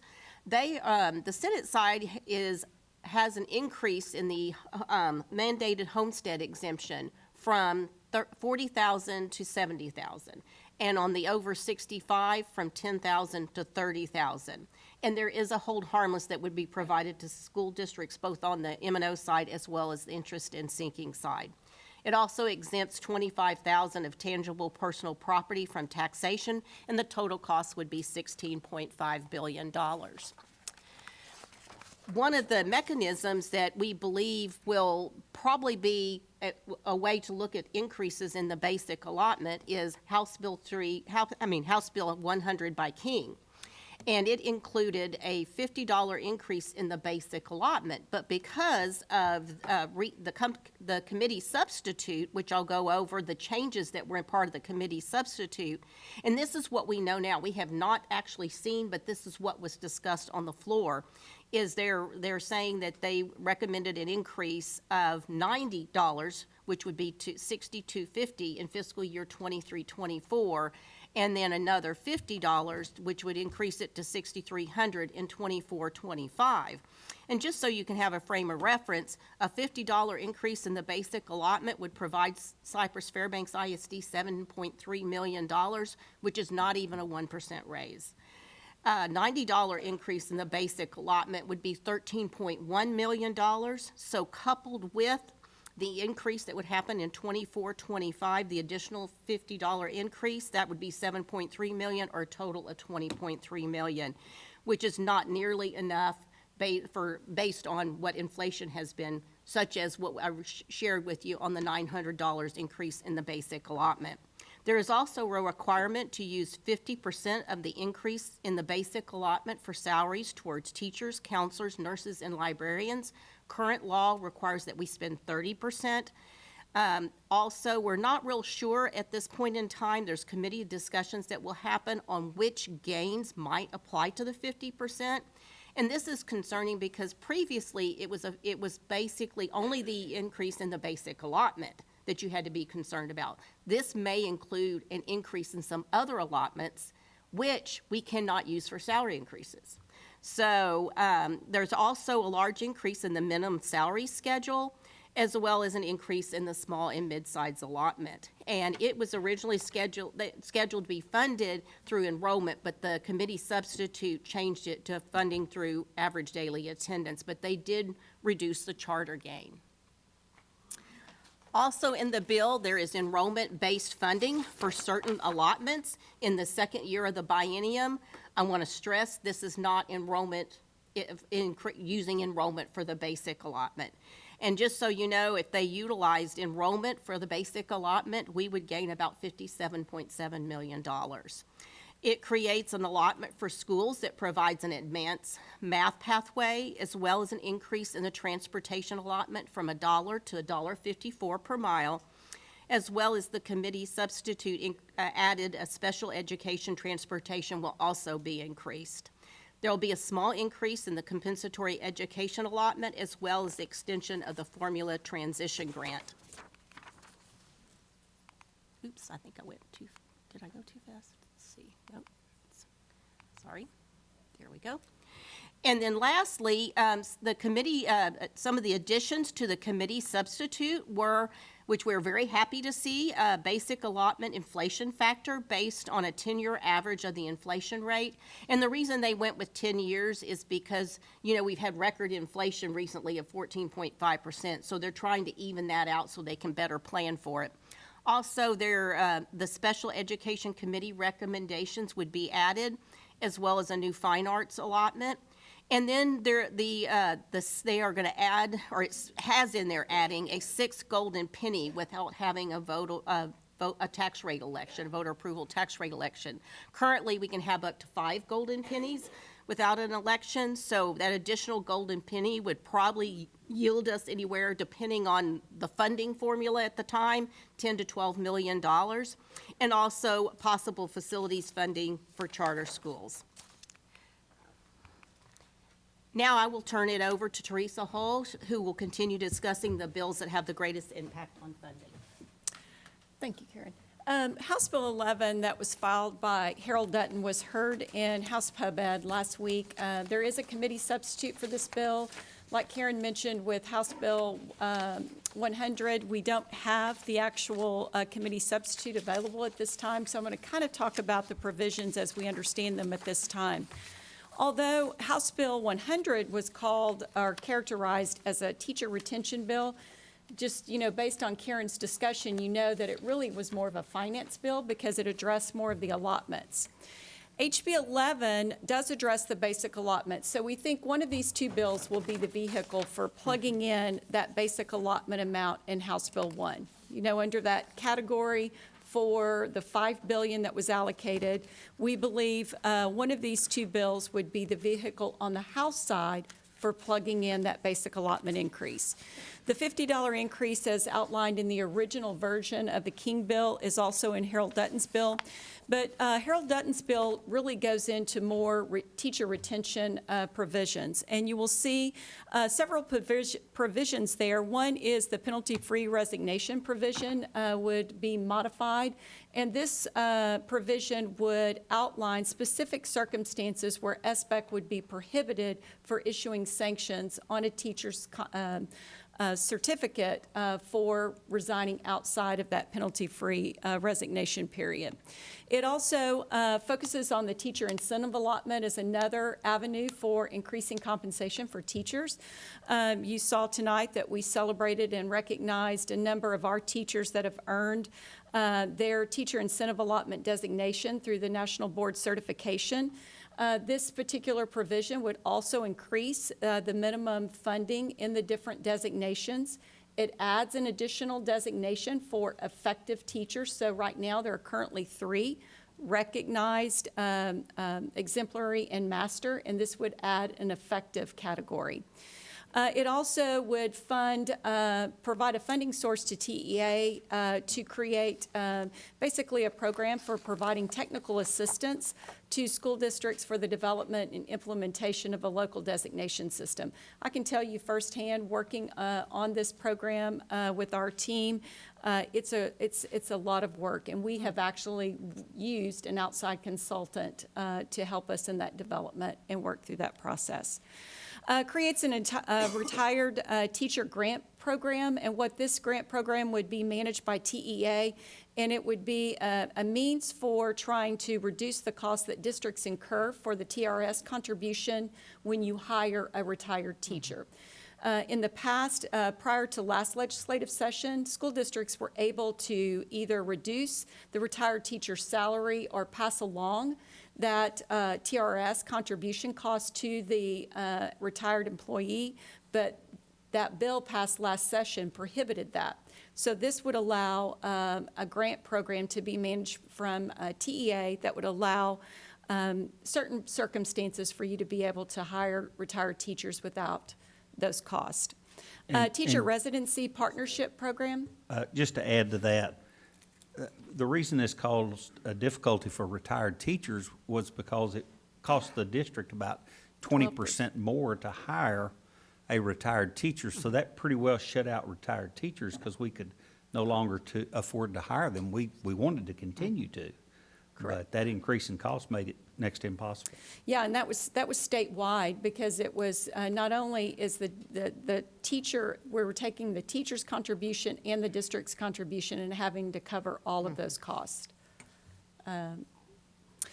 The Teacher Residency Partnership Program, this is something that we're really excited about. I know our HR team is already working on this. Regardless of what the outcome is in legislation, they have a plan that they want to bring forward of trying to create these partnerships with approved educational prep programs to where we are able to compensate these college students that are in education prep programs and basically accelerate or gradually increase their field experience of being able to substitute, provide tutoring, work in the classroom, and hopefully recruit those teachers to our district.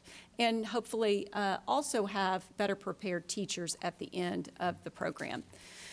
Directs TEA, also teacher time studies. I know Mr. Scanlon mentioned this, and a lot of the provisions outlined in House Bill 11, and I'm going through this one in much detail. You're going to see similarities in another bill on the Senate side that I won't go through all the details, but you'll see similarities in the teacher retention provisions.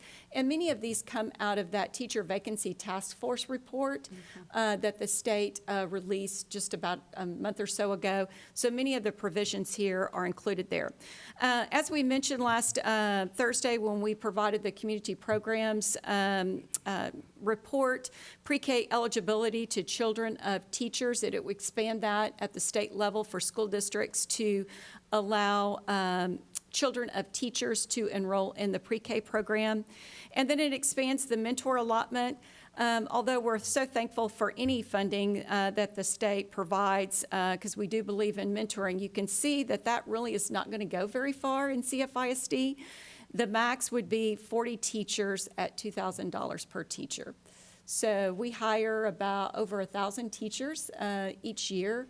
And all of those teachers we want to try to assign a mentor to. So moving on to Senate Bill 9. Senate Bill 9, this is also the Senate version of a teacher retention. And there are some similarities and differences with House Bill 11 that I just mentioned. The big difference between HB 11 and Senate Bill 9 is Senate Bill 9 does not include an increase in the basic allotment. So the funding source for providing a raise for teachers in this particular bill would be a raise of $2,000, a one-time salary increase, I should say, for teachers in districts over 20,000 students, and a $6,000 increase for classroom teachers with districts under 20,000 students. So we're real uncertain about the funding mechanism, but it would not be an increase in the basic allotment based on the current language in the bill. The other difference in this bill is that it would also require school districts to update employment policies to create a duty calendar for classroom teachers, counselors, nurses, and librarians. And you can see there where it would require us to specify the days that the teacher's expected to work, right? 187 days, we know that. But it also would require us to outline the supplemental duties that a teacher, or one of those categories, teacher, nurse, librarian, counselor, would be required to perform for more than 30 minutes outside of the instructional day. That's pretty difficult. Those of you that have, and all of you have a lot of experience and knowledge about how the day of a teacher goes, so that would be very, very challenging. Like HB 11, it also prohibits SBEC from sanctioning a teacher for resignation outside of the penalty-free resignation period under certain circumstances. And then it also adds a designation under the local designation system for the teacher incentive allotment. HB 11 was effective. This one is called accomplished. Also, technical assistance support for school districts, increasing in the funding amounts, teacher time study, the residency cost, and then a means for offsetting the cost for hiring retired teachers. So that's really, that we believe those three bills, HB 100, HB 11, and Senate Bill 9, are likely going to be the vehicles for trying to increase the basic allotment or provide the vehicle for some type of funding for teacher compensation. Because as you know, current law does require any increase in the basic allotment, 30% of that increase must be spent on increase in teacher compensation, right? Teacher salary. So this, as Karen mentioned, with the $50 increase that's in HB 11, it would be 50% would have to go towards teacher compensation. This slide, I'm sorry, is similar again to HB 11. You can see the pre-K eligibility, all of the planning, the stipend for mentors, not real significant changes. Okay, also in HB 1, safety and security is another item that's listed as one of those items that will be used, that $5 billion would be used for. So there are a couple of different bills here that I want to highlight that we believe will be the funding mechanism for increases in the safety and security allotment. HB 3 by boroughs, you can see there, this is only a $10 per ADA increase. In the safety and security allotment. The allotment currently is $9.72. This would only increase the allotment to $10. And you can see that with the extra increase, $1 for every $50 increase in the basic allotment plus $15,000 per campus, it basically equates to $24,500 for a campus, which is not a significant amount of money for safety and security. It doesn't even cover the cost of a counselor. The other thing that is really concerning that we want to pay attention to in this bill is that second bullet requires an armed school security officer at each campus during regular school hours. As you know, we're fortunate to have a fully commissioned law enforcement agency, and we have a number of officers, but we do not have an officer at every elementary campus.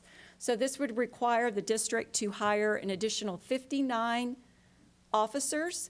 The salary for an officer with their, the salary of the officer plus their equipment is probably about $66,000 per officer, then plus a vehicle. So it would be over $4 million additional for CFISD to meet the provision of this bill.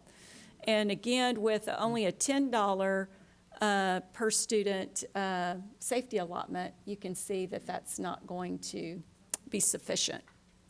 There are some other provisions there. Again, TEA would maintain a list of vendors and certain technology that school districts could access and select from for spending their safety and security allotment, which, you know, we don't have any issues with that language. What we do have concerns with, in HB 13, again, some similar provisions. This bill would increase the safety and security allotment to $100 per ADA, significant increase.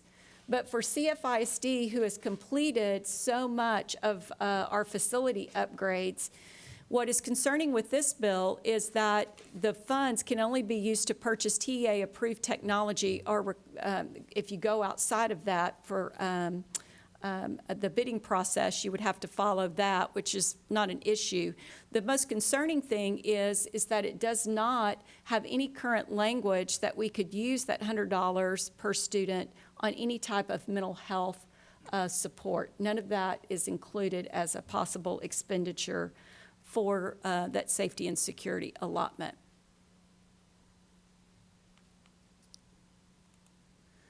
SB 11 is the Senate version of safety and security. This particular bill is much more comprehensive. It does cover a lot of different areas as far as a structure and a system for auditing, ensuring that school districts are complying with safety and security mandates. The funding is, again, very similar to HB 3 by boroughs, the $10 per ADA, and you can see that there. It expands the role. It really involves and pulls in the educational service centers like Region 4. It would pull them into safety and security and also creates a division within TEA. And so at a regional level, there would be that regional school safety review teams that would also be responsible for conducting audits, very much like what they're doing now. They're going around and conducting the intruder detection audits. And then also TEA would be very involved, obviously, at a state level with their particular division that would be over school safety. Additionally, it would mandate record sharing, discipline record sharing of districts that if you are a student enrolling or withdrawing a student and sending it to another, sending him or her to another public school, it would require the sharing of those discipline records, threat assessments, that information that may be pertinent to ensuring that you have a plan in place for a student that may have some struggles. Strengthens existing truancy statute, and you can see some other improvements to the multi-hazard operations plan. But again, I think the most important thing that we want to highlight tonight is just looking at the funding piece for these bills, because that is obviously what's going to be the most important thing as we're trying to develop our budget. So Senate Bill 8 by Creighton, this is also a bill that has the potential to impact HB1 and the amount of funding that is available, how that funding is allocated in Rider 82. As you know, SB 8 passed the Senate floor on last week, and it's going to the House for further consideration. The main thing about this, obviously, there's some parental right provisions in the bill regarding grievances and right to instructional materials, the parent portal, which is very similar to another bill, 1605, that's been filed by Chairman Buckley. But what I really want to highlight on this one is the establishment of the education savings account that would create an $8,000 payment to students to use for what the language says is it may be used for tuition and fees at a private school, instructional materials, academic assessments, tutoring fees, transportation for education services, and educational therapies. The current language would be for currently enrolled public school students or students that enrolled in public school the prior year, or students that are entering a public pre-K or K. I believe that there was an amendment or a change, a modification to SB 8 on the floor of the Senate that would allow a currently enrolled private school student that reaches a certain poverty level, I think it's 200%, am I correct? Somebody's nodding. I think it's at 200%, then that family would also be eligible for the $8,000 education savings account. The hold harmless, you can see the hold harmless is not for, it would not, that we wouldn't be held harmless. Districts with less than 20,000 students would receive a $10,000 per student hold harmless for every student that left their district under an education savings account program.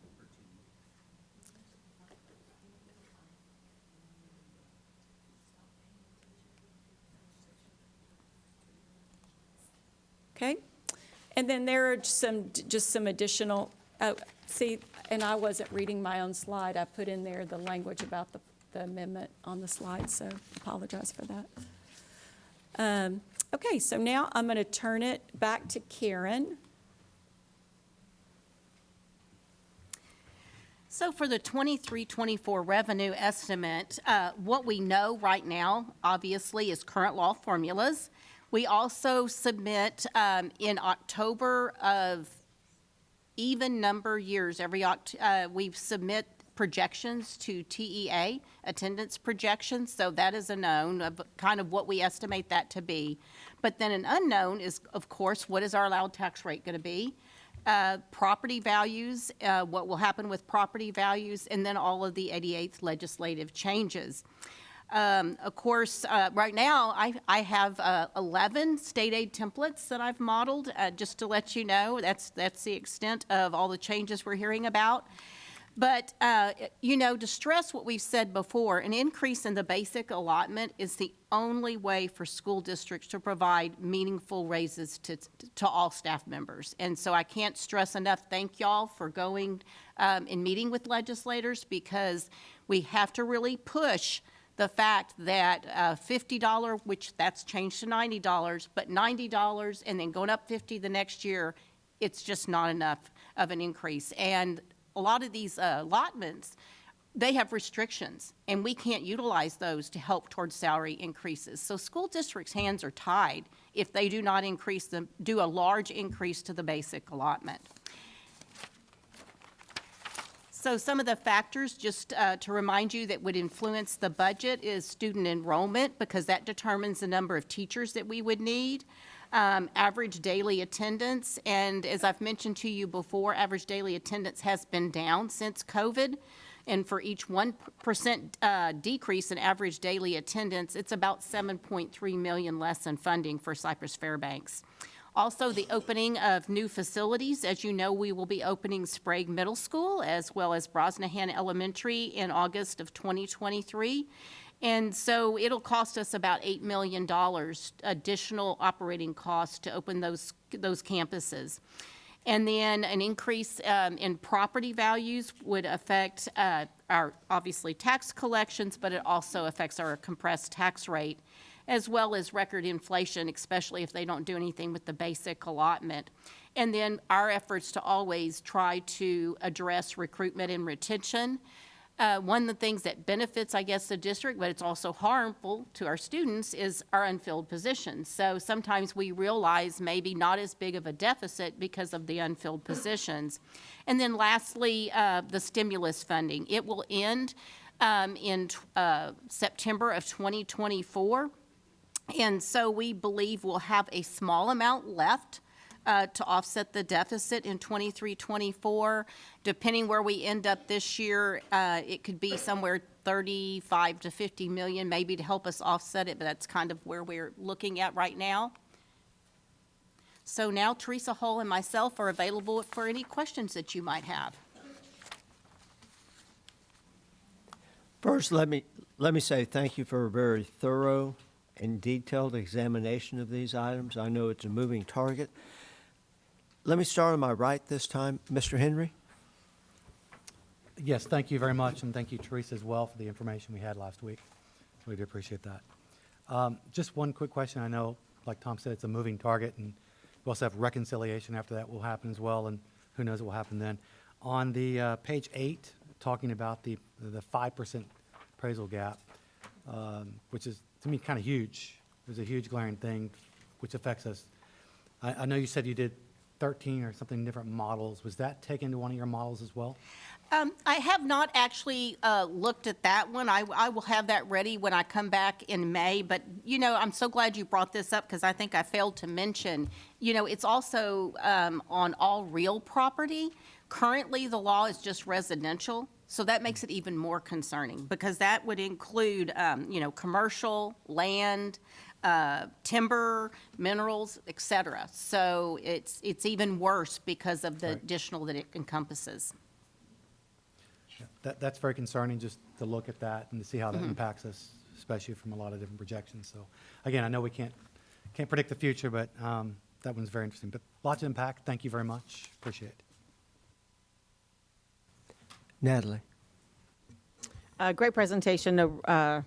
Plenty of questions, but no actual questions as we proceed. And I did want to also appreciate the way you presented the information and gave the figures specific for CFISD, Teresa and Karen, as we went to Austin. That was very helpful to speak in real numbers. And just appreciate you keeping a real eye out on the moving targets and keeping us updated. Thank you.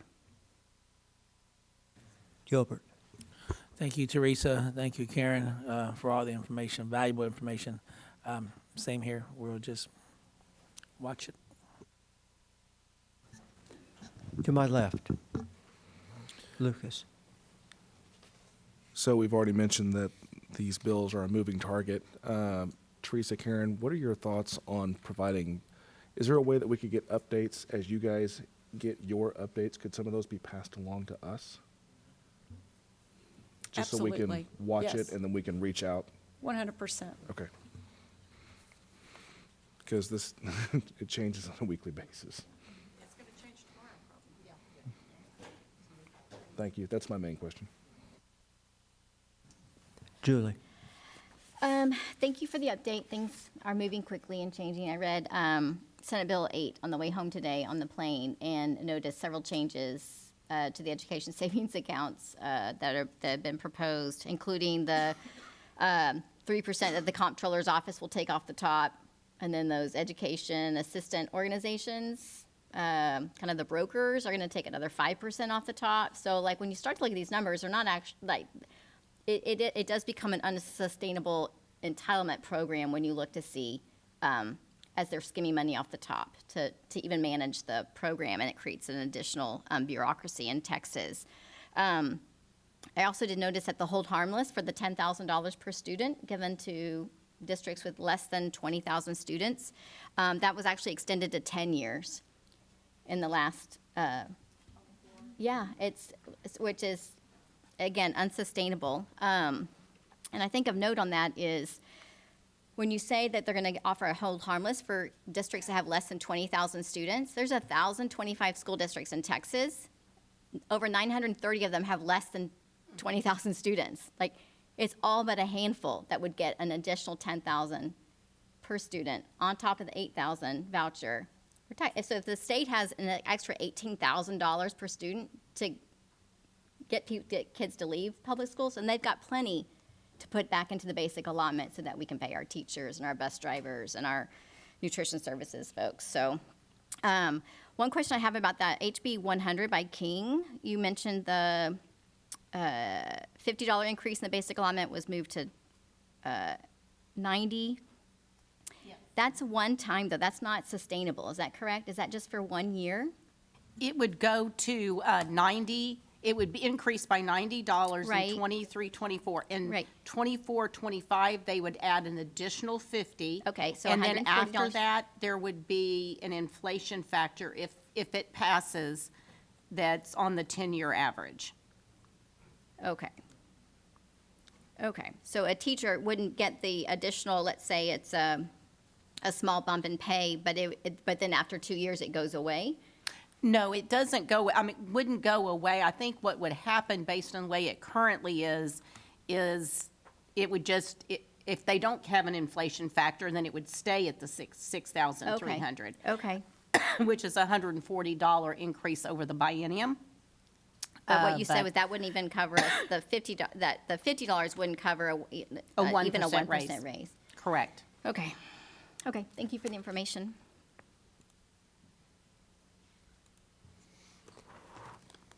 On the Senate bill that brings in the savings account, there's a cute paragraph in there that said that for any students who wanted to apply for the voucher, they had to take an assessment test.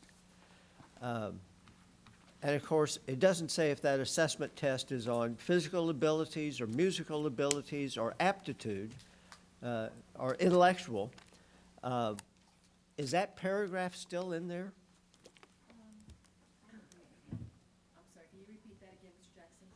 Yes.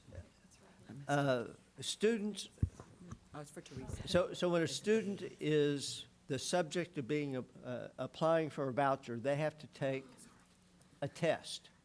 It's an assessment Yeah, test. it does say, that, as far as I know, that provision is still included. Yes.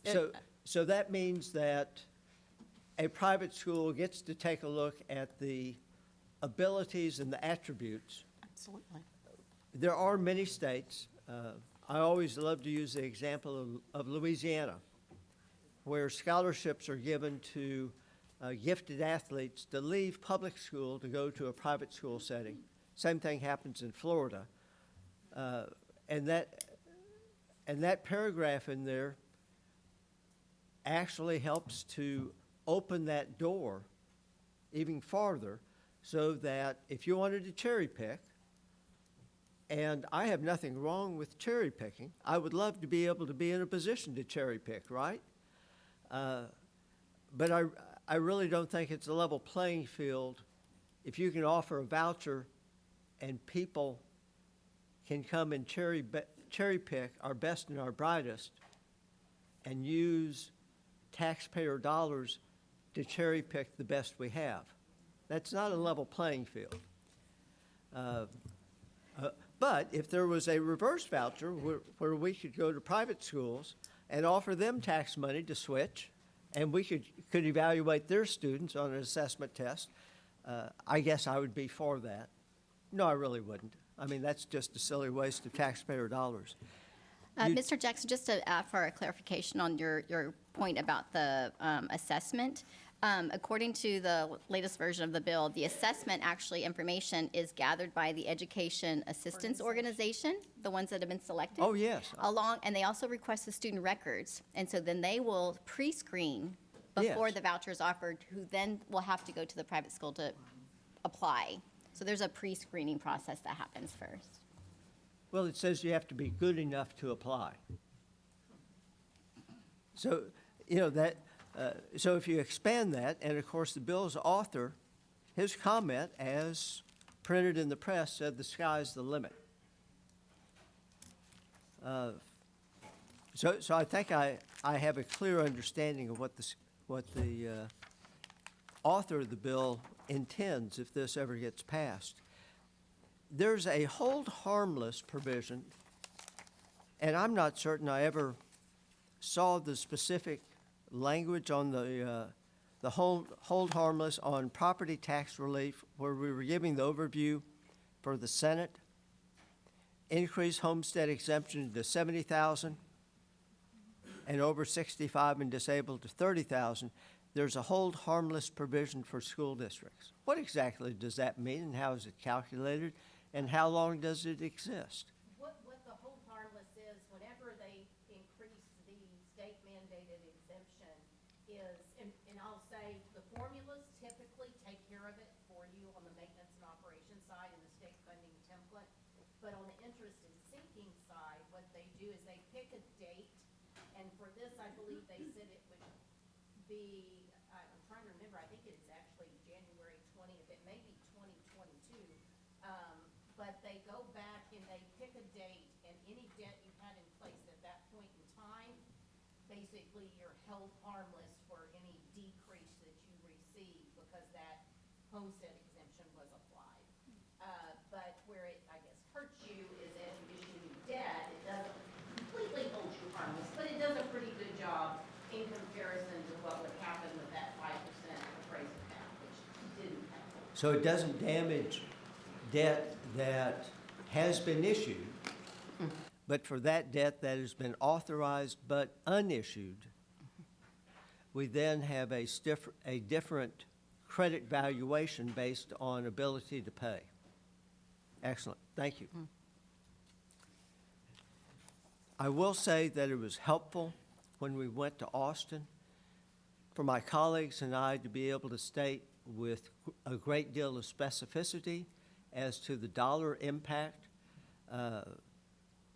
I had the sense that the individuals we were speaking to were not accustomed to hearing such detail, and certainly not detail in such significant numbers. And each of us had, we were all aware of the information, but working as a team, we each had a different voice. And I guess the best example is it fell to Scott to talk about special needs children. And every office we went into, when he mentioned the $40 million we were spending above and beyond, I could see the visage on the face of the people who were hearing it, whether they're elected official or staffers, that they were amazed that the difference could be so large. And that's every school district, Mr. Jackson, that in the state. I mean, every school district in the state spends more money, and of course, because of our size, it's a larger amount, but it's every school district. It impacts every school district in the state. And of course, we were well aware of the fact that HISD first had an individual from TEA appointed to watch over their special needs department.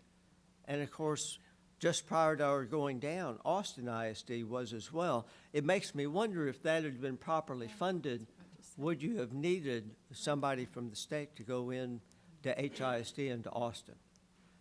And Mr. Jackson, if I may add, one of the things we're watching is exactly how they implement the recommendations by the committee that looked at special education, because what we're hearing, there's a lot of changes in how they fund us, but not necessarily a lot of extra money. So that's one of the things we're being very cautious about. I will say we did not hear extra money. Yeah. We did hear that funding, instead of on a per student basis, might be on a service basis. You're correct. And I also heard, as did my colleagues, that our elected officials, even though there was record surpluses, they're all concerned that it might go away I guess at the drop of a hat. Mm-hmm. They never use that language, but that was the sense I was left with. So I was disappointed to hear some of what we heard, but we did hear encouraging comments from a number of different offices. That concludes I think I only had 2 questions, but also my general comments. And I can't express my appreciation enough to Teresa for providing us with the hard information, but also to my colleagues who took the time to study it and be prepared when we went to Austin. It does, in fact, make a difference. So if I can figure out where we are on the agenda, that'll always be wonderful. Okay. I just have to get to that page. We will now proceed with the action items portion of the agenda. Action items 4A, 4B, 4D, and 4J were moved to the consensus during the board work session on Thursday, April 6, 2023. 4A, 4B, 4D, I will read. There are no speakers who have signed up on these items. The board will consider approving the minutes of the March 6, 2023 regular board meeting. 4B, the board will consider adopting the resolution to modify adjustment in comptroller's property value assignment for granting a local optional homestead exemption. 4D, the board will consider approving the superintendent's contract recommendations to issue probationary term and annual contracts for the 2023-2024 school year for teachers, administrators, and paraprofessionals. 4E, 4F, and 4G, there are no speakers on any of those. The board will consider approving construction proposals and contracts paid from bond funds to the recommended contractors and authorize the superintendent or designee to execute all necessary documents related to such contracts as recommended in the posted agenda item. 4F, the board will consider awarding bids and contracts and or authorizing purchase orders as recommended in the posted agenda item. 4G, the board will consider awarding bids and contracts and or authorizing disposal of surplus technology equipment as recommended in the posted agenda item. Question, council. I did not read 4E1, 4E2, 4F1, 4F2, 4F2A, and 4G1. Do I need to go back and read each of those individually or not? You don't have to. For the purpose of the audience to know what we're talking about so they can follow along, you can reference them. But from an Open Meetings Act standpoint, you don't have to. Very good. Thank you. The next 3 items, 4H, 4I, and 4J, there are no speakers on those topics this evening. The board will consider approving a resolution to suspend portions of FMH local for the 2022-2023 and 2023-2024 school years. 4I, the board will consider authorizing the superintendent to execute a memorandum of understanding with West Coast University for speech pathology field placement. 4J, the board will consider authorizing the superintendent to execute a memorandum of understanding with the University of Phoenix for student-teacher placement. If any board member wishes to remove one or more of these items for further discussion, please do so at this time. If not, I will entertain a motion to approve the consensus items as recommended or amended. Mr. President, I move that the board approves the consensus items as recommended. Motion has been made. Do I hear a second? Second has been made by Scott Henry. So we have a motion that's been made and seconded. We now have opportunity for discussion or comments on any of these items. So let me look to my right. Questions, comments? To my left? Hearing none, I will now call for a vote. All in favor, please raise your right hand if you're in favor. The motion is unanimous with one board member not being present. Please record, Holly. The following action items were placed on non-consensus. And I would encourage the viewing audience to review the board meeting, the board work session, because many of these items we went into in a fair amount of detail, and we did have questions and comments from board members that I thought were reasonable and appropriate. 4C, the board will consider adopting a resolution opposing any mechanisms that reduce public education funding. That was presented at the last session. This is a standalone item. We do have two speakers on this topic this evening. First speaker is Francis Romero. As you come up, I'll remind you that the yellow light is not working. I will have our secretary raise his hand when you have 30 seconds left. Thank you. Mr. Secretary, are you ready? Okay, proceed. Good evening, Mr. President, Dr. Henry, and board members. I'm here to speak in support of Agenda Item 4C, opposing any mechanisms that reduce public education funding. These mechanisms are commonly known as education savings accounts or vouchers. It is important to fully understand what vouchers are and the consequences they can have on our school community. First, there is no financial accountability. Our state constitution currently prohibits the use of taxpayer dollars from funding private institutions for good reason. The public must be represented in some sort of governing capacity to oversee the legitimacy of its spending. ISDs answer to a publicly elected school board and the TEA. Private schools would not have this public oversight, which leaves the door wide open for mismanagement of our taxpayer dollars. Second, there would be no accountability for student performance. Public school teachers must prepare all students to pass the STAR test to show that they are being held accountable for teaching and the students are being held accountable for learning. Private schools would not have this requirement, but would still enjoy the state funding. Third, but certainly not least, vouchers would add an additional financial burden on the state's budget. Our state is currently ranked 49th in terms of public education investment. It would be irresponsible and a snub to public education by adding this additional heavy expenditure at a time when a substantial increase in the basic allotment is critical, and the legislature is not acting in this type of urgency for this need. We have made calls and sent emails. The Community Leadership Committee has sent out action alerts to many members in our community to increase this per student allotment by urging them to add an amendment to increase it from $50 to $1,000, and to no avail. This has not happened. A catastrophic consequence of a state voucher system would further deplete funds. Please wrap up your comments. Would further deplete funds from our current public education system. So thank you for taking a stand for public education with this agenda item.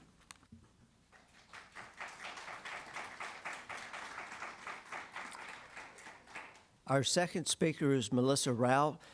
And before you come up, Melissa, not only is our yellow light not working, our beeper is not working.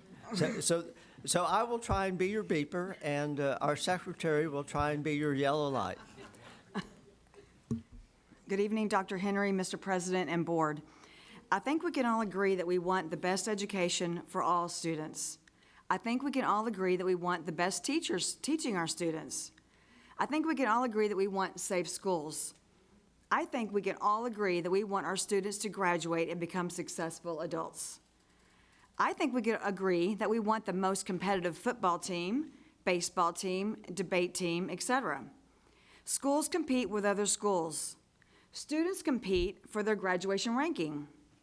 Why is CFISD scared to compete against charter schools? Participation trophies don't bring out the best. Competition does. It brings out the best disciplinary policies, the best teachers, the best curriculum, the best school ratings, and the best students. In states where parents have choice, education improves. More states have jumped on the school choice boat. This is about freedom for parents to choose. It's common sense. School choice does not ruin public schools. It will make them better. Whether school choice passes or doesn't pass, the district needs to take a good look at itself in the mirror and find areas it can make improvements. Parents aren't screaming school choice for no reason. Let's make Cypress School District the best and everyone wins. Thank you.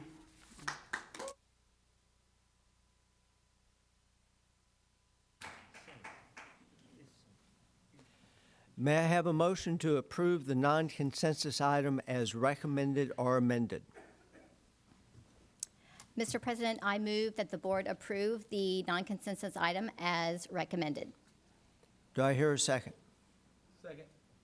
Motion has been made and seconded. We have a motion on the floor that's been seconded. Now is a time for discussion or comments or questions. Let me look to my right. Comments? Dr. Blassingame? I have a question for council. Do we have any purview in this area? Is this a legislative issue or is it a school board issue? Well, Who makes a decision, who legislates, who can empower choice or no choice? well, it would be up to our legislators if they decide to enact legislation. Did I answer your question? Yes, Okay. thank you. Thank you. To my left. So I was traveling for work on Thursday. Can I have a little bit of clarification just for the audience and listening team members? When we make a statement here about funding for vouchers from publicly available dollars, what does that statement exactly mean? It would be from any, basically, it's how we raise the money right now. I mean, from a combination of property taxes, well, not property taxes, but it'd be from state aid, I'm sorry. Public dollars also include bringing in property taxes, but that would not apply to this. But it would be any state aid money brought in that's considered public dollars, state funding at the legislative level. Okay. That's all my questions. Ms. Heineman. I feel, I don't have any specific questions about the wording of the resolution. I think my question would be for my colleagues, just to make sure that everyone has enough information to vote, yes or no on the resolution, that there would be no need to abstain from voting.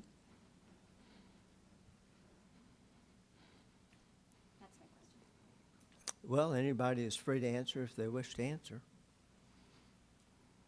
I have a quick question. I know today we currently have ESAs in Texas for special education, which is near and dear to my heart. This kind of states implicitly that we can't have that. I'm sorry. Currently, today, we have ESAs in place for ESA for special education. And the way I read this, it says, for those districts who are having problems with special ed, we don't want that to happen. I just want to make sure I can parse it out because that is near and dear to my heart. Sure, of and course. Special ed is important. Yep. The way I read it says we can't have that.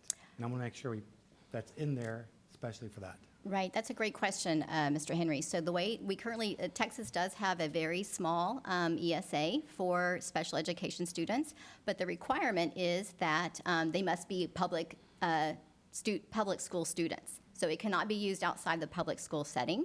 So that's the differential. The ESAs that are currently being proposed in the legislation, which we just got an overview for, would be for non-public schools. It'd be for private institutions, and that is the difference. Kind of disagree because I've actually asked someone on this. We can actually use for other outside sources as well. So people who are approved by the TEA as well can be, which are not public institutions. So just so you know, there is, I know you said only schools, but Right. that's really not a factual statement. In fact, I'm on their website. Right. And you can be an approved vendor, which means, Mhm. which I mean, if you have dyslexia, for instance, and you want to get outside testing, and the school doesn't offer that because of where you live, let's say you live in Texarkana, sorry, to pick on, you know, maybe that's an offer that school doesn't offer just because, you know, we have that. And I know we're blessed with that. We offer that to our other districts as well who don't have those things. I just want to make sure we're not saying that. Sure, no, and I believe if I'm correct, that it's $1,000 and it's one time only. It's not a continuing, that would be available every year to parents. Another quick thing, just since you brought up special education, that's so important, is that if a parent applies for and receives a voucher or an ESA or tax credit scholarship for students to go to a private school, they actually lose their parental rights guaranteed under state or federal law for special education services. That's my only issue I have per se with that, because I like the other things we've all talked about in Austin, accountability, transparency, things like that. I think I can all agree on. So just giving my comments on to it as a whole. Well, to that point, and I don't know if we can make a request, can we make an edit? Do we need to make an edit to this point, Scott? Do we need to edit the resolution itself to make room for that space? I certainly think it makes sense to make an amendment that it does not have, that the resolution is not meant to impact legislation that's currently already in effect. I think that's entirely appropriate. Being the chair, I cannot make the motion. So can I make a motion to change that based on existing legislation? Does not affect that, or resolution? So an amendment has been offered as a motion that the resolution is not meant to impact any existing legislation. Before we can have a discussion on it, I need a second. I second. Okay. Motion's been made and seconded. So now we can have discussion on the item. If we want, we can ask council for council's opinion.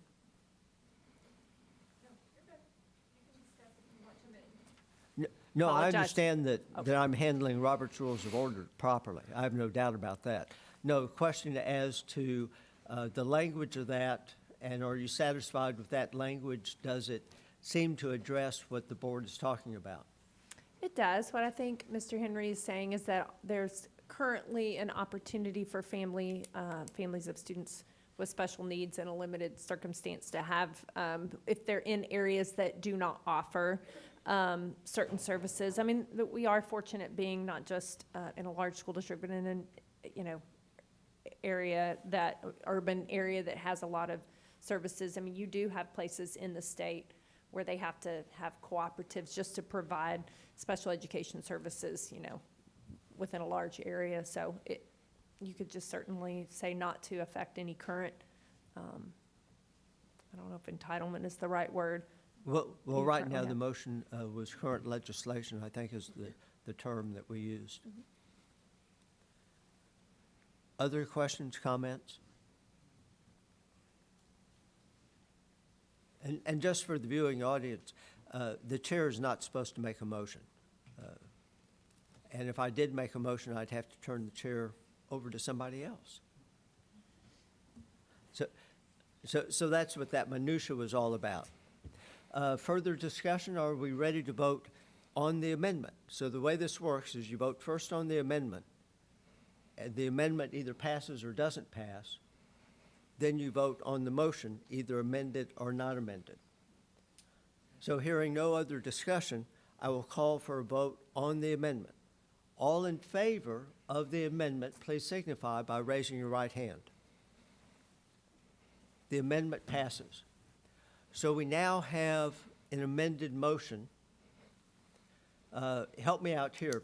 Do I need to call for a new motion for the motion as amended? No, you voted on the amendment, so now the motion on the floor is the amended resolution. Thank you. Motion's been made as amended, has been seconded. Is there further discussion on the motion as amended? Hearing none, I will now call for a vote. All in favor of the motion as amended, please signify by raising your right hand. All opposed, please signify by raising your right hand. Did we have one abstention? So we have, Holly, let the record show that we had 5 in favor, 1 abstention, and 1 not voting due to absence. Thank you.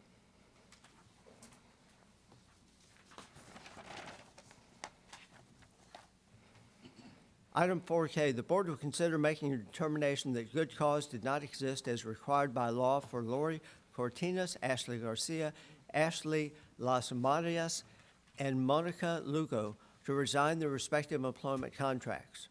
As I noted before, Sharon Quinletti's name was removed from this agenda item after the agenda item was originally posted. This item was discussed in closed session pursuant to Section 551.074 following the board work session on Thursday, April 6, 2023. There are no speakers on this topic this evening. No further presentation, of course. May I have a motion to approve this non-consensus item as recommended or amended? Mr. President, I move that the board approve the non-consensus item as recommended. Motion has been made. Do I hear a second? Second. Motion's been made and seconded. Any discussion or questions? Seeing none, I will now call for a vote. All in favor, please signify by raising your right hand. Motion passes unanimously, Holly, with 1 board member not present. The discussion portion of the agenda was presented at the board work session on Thursday, April 6, 2023. We will now proceed with the citizen participation portion of the agenda.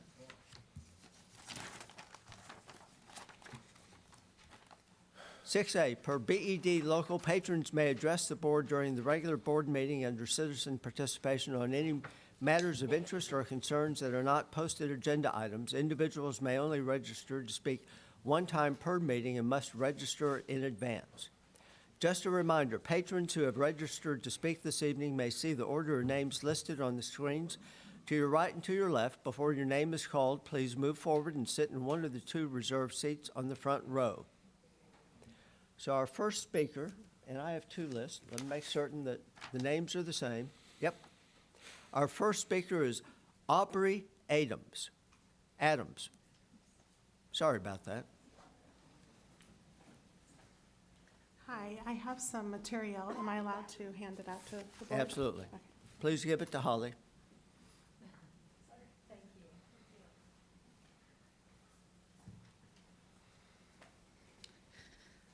Hello, this is my first time here. My name is, should I begin? Okay.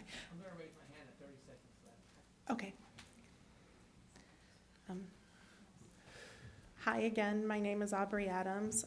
This is my first time here. I am a former Colorado mom, a former host mom for Youth in Recovery. I'm from Ground Zero of Pueblo, Colorado, of the marijuana drug culture expansion movement is what I call it. My family was deeply harmed. Matter of fact, it was destroyed by this movement, and my community continues to be harmed. I did a presentation a few weeks ago at the Lakeside Country Club, and the Executive Council asked me to come introduce myself to you all tonight and see if there's something I can do to provide service for your district here, to provide education on marijuana.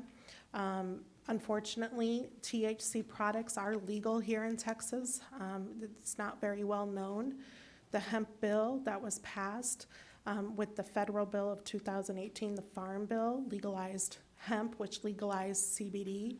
And now the hemp industry is taking CBD products and converting them to variants of THC, like Delta 8, Delta 10, and it's very complicated, but these products are highly available, accessible to students and parents.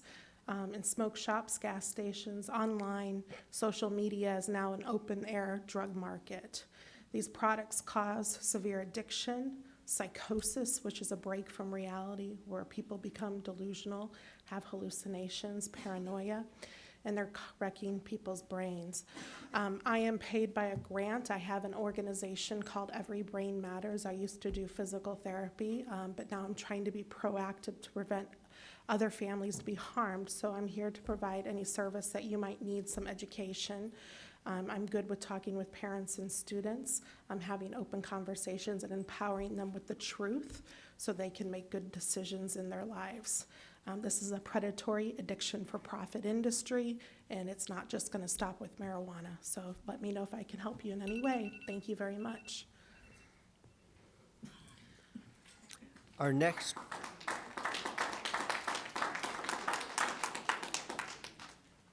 speaker is Patsy Gillum.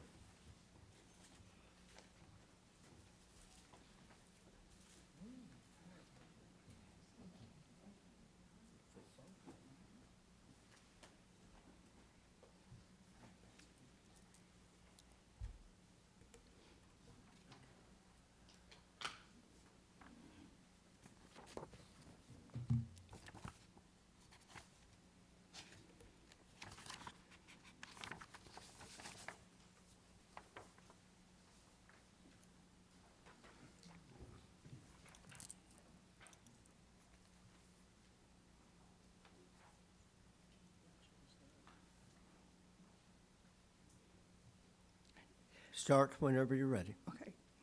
My name is Patsy Gillum. I'm a retiree from Hamilton Elementary. I'm currently on the board for the Icency Foundation for Safe Police Response. As a board member, I have had a loved one shot and killed during a mental health crisis by law enforcement. We have been working on legislation to get crisis intervention training for all police officers. That mostly has been accomplished.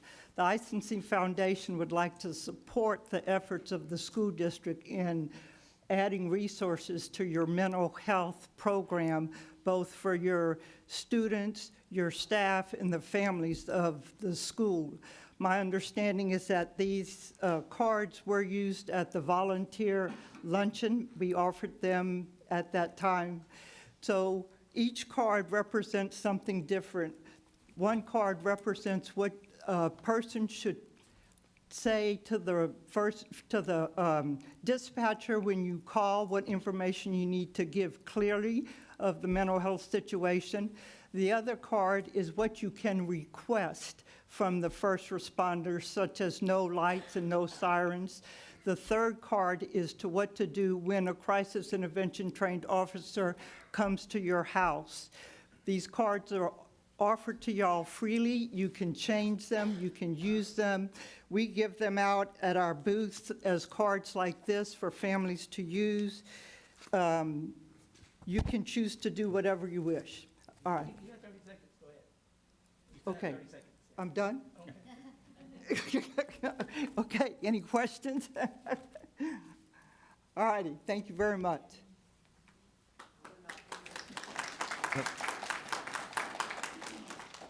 And just for clarification, we're not permitted to ask any questions.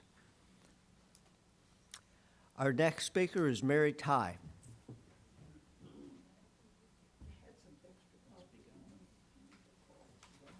Our next speaker is Mary Ty. Our next speaker is Stacy DeMeyer.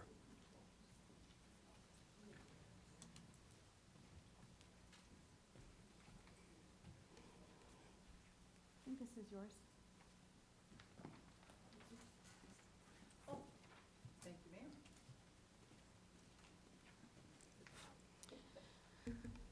Ready? Okay.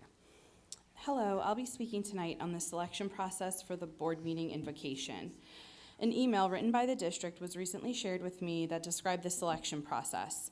I apologize in advance if I interpreted the email incorrectly, but what I gathered is that there's a list of roughly 130 religious leaders from our area, and every July an email is sent to this list informing them about signing up for the board meeting invocations. Invocation sign-up is on a first-come, first-served basis, and religious leaders are continuously being added to this list. There is no doubt that Christianity is by far the most practiced religion in Cy-Fair. I understand that scheduling is already difficult, and to please everyone would be close to impossible. I understand there are certain things that will be out of the district's control, such as last Thursday's working session, which was scheduled over the second Passover Seder, as well as Ramadan. I also believe that the district is really trying to accommodate a variety of religions. This school year, for instance, had one student holiday scheduled on Rosh Hashanah, the Jewish New Year, and one scheduled on Diwali. I like to think that this was intentional on the part of district leadership. Those sort of things have little flexibility, though. The invocations, however, can easily be adjusted to allow the district's diversity to be expressed. It's very hard to find out on religion in on the Cy-Fair area. I've tried. But from my personal experience, CFISD appears to have a pretty substantial number of Muslim and Hindu students. Rather than a first-come, first-served policy, which statistically would produce a full slate of Christian invocations, can the district reserve at least one of the 11 invocations for a non-Christian religious leader? Additionally, taking into account the large number of ESL students in CFISD, it would be wonderful if at least one spot was reserved for a Spanish-led invocation as well. Thank you.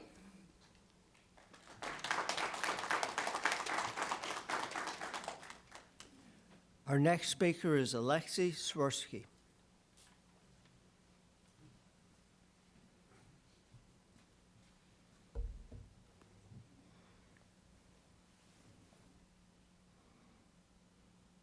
I am here to stand up for the children of Cy-Fair ISD. Children are very easily influenced and damaged with even a little exposure to pornography. Vulgar material has no place in schools. Concerned citizens and parents should not have to go through a lengthy process to remove sexually explicit materials from Cy-Fair ISD classrooms and libraries. Often attempts to remove these inappropriate books and curriculum aren't successful, with the material remaining in the school to harm students. Most of us loathe the idea of reading pornography anyway. It should not be, why, the question is, why are materials with graphic information on sex and sexual scenarios in the schools to begin with? The purpose of the school is to educate children in academic subjects, not sexual activities. The public should be able to trust that schools are competently run with no immorality occurring. The children should go home at the end of the school day as emotionally and mentally healthy as when they arrived at school. The Cy-Fair Independent School District is accountable to the families and taxpayers for just that. There's no doubt that sexually deviant literature is highly inappropriate for children. Bringing children around sexual content is a targeted assault on their minds and bodies that should never be tolerated in a civilized society. Thank you.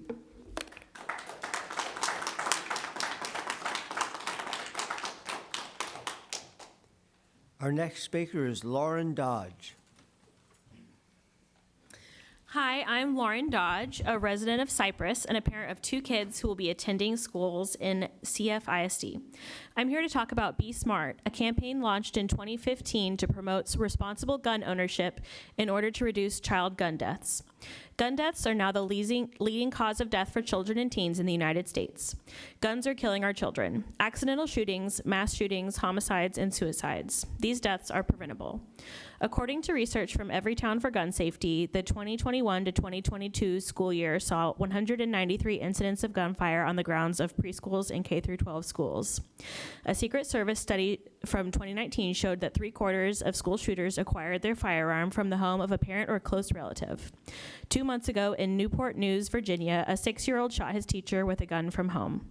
Youth firearm suicides have reached its highest rate in more than 20 years. We know that someone with access to guns is 3 times more likely to die by suicide. We must encourage parents and caregivers to store their firearms properly. Not only will it save lives, but it's the law in Texas. Per Penal Code, Section 46.13, making a firearm accessible to a child is a punishable crime. The SMART in Be Smart stands for S, secure all guns in your home and vehicle. M, model responsible behavior around guns. A, ask about the presence of unsecured guns in other homes. R, recognize the role of guns in suicide. And T, tell your peers to be smart. As Be Smart volunteers, we can help educate the CFISD community with Be Smart materials. Through a district-wide email to parents, a link on the CFISD website, and informational tables at open houses and CFISD events, we can get this information into the hands of every caregiver in CFISD. Administration could follow the lead of Houston ISD and require parents to sign a safe gun storage acknowledgement form at the beginning of every year. CFISD is the 3rd largest school district in Texas. Promoting Be Smart materials and encouraging parents and caregivers to practice Please secure wrap up. firearm storage will protect Please our wrap children, teachers, and law enforcement. Thank you.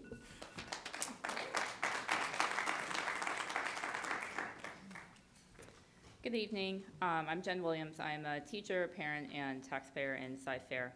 I'm here to talk about a bystander intervention training that we are offering. So bullying and harassment has long been present in our schools. When students don't feel safe in school, their learning and mental health may suffer. Fortunately, there are effective ways for staff and students to intervene. That's why Cypress Families for Public Schools is coordinating a bystander intervention training for our community. Bystander intervention training equips us with a menu of strategies for intervening when we witness harassment and bullying. This menu offers choice so we can determine what feels safest and more strategic in any given situation. How powerful would it be if every student and staff member in our schools knew they had options when they saw someone being victimized and felt confident enough to intervene? To bring this training to Cyfair, CFPS is contracting with an organization called Right to Be. They will facilitate a 90-minute session called Bystander Intervention for Youth, How to Stand Up for Others, We invite CFISD students in grades 8 through 12, as well as their parents, teachers, coaches, and administrators to attend and learn about the 5 Ds of bystander intervention.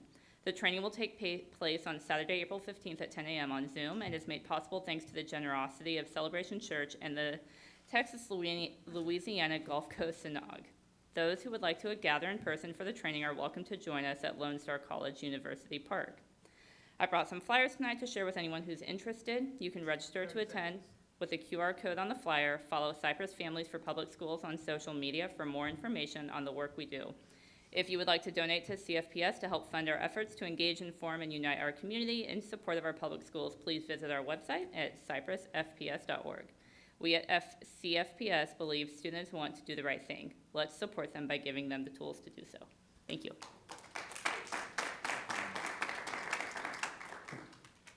Our next speaker is Melissa Rao.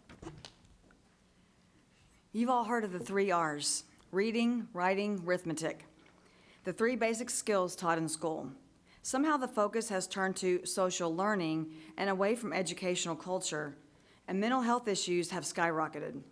And now our students have poor test results in the areas of the 3 R's. State assessments show more than 50% of 8th graders are not proficient in reading and math. Nearly 50% are not reading at grade level. Computers are not working as well as thought for learning. They are distracting from learning. They are a way for other agendas to be brought into the classroom. Computers have replaced thinking. Our students need books. They need a set in every room and maybe even some extras so they can take one home. Books don't need batteries or a charger, which are easily lost or not working. With books and paper on the table, a teacher can see exactly what the students are working on and what they are being exposed to. There are no built-in games in a book. Let's get back to the basics of the 3 R's. Put books back in the class instead of turning the class over to a computer. As we heard in one of the videos earlier tonight, reading is a foundation to success. Thank you.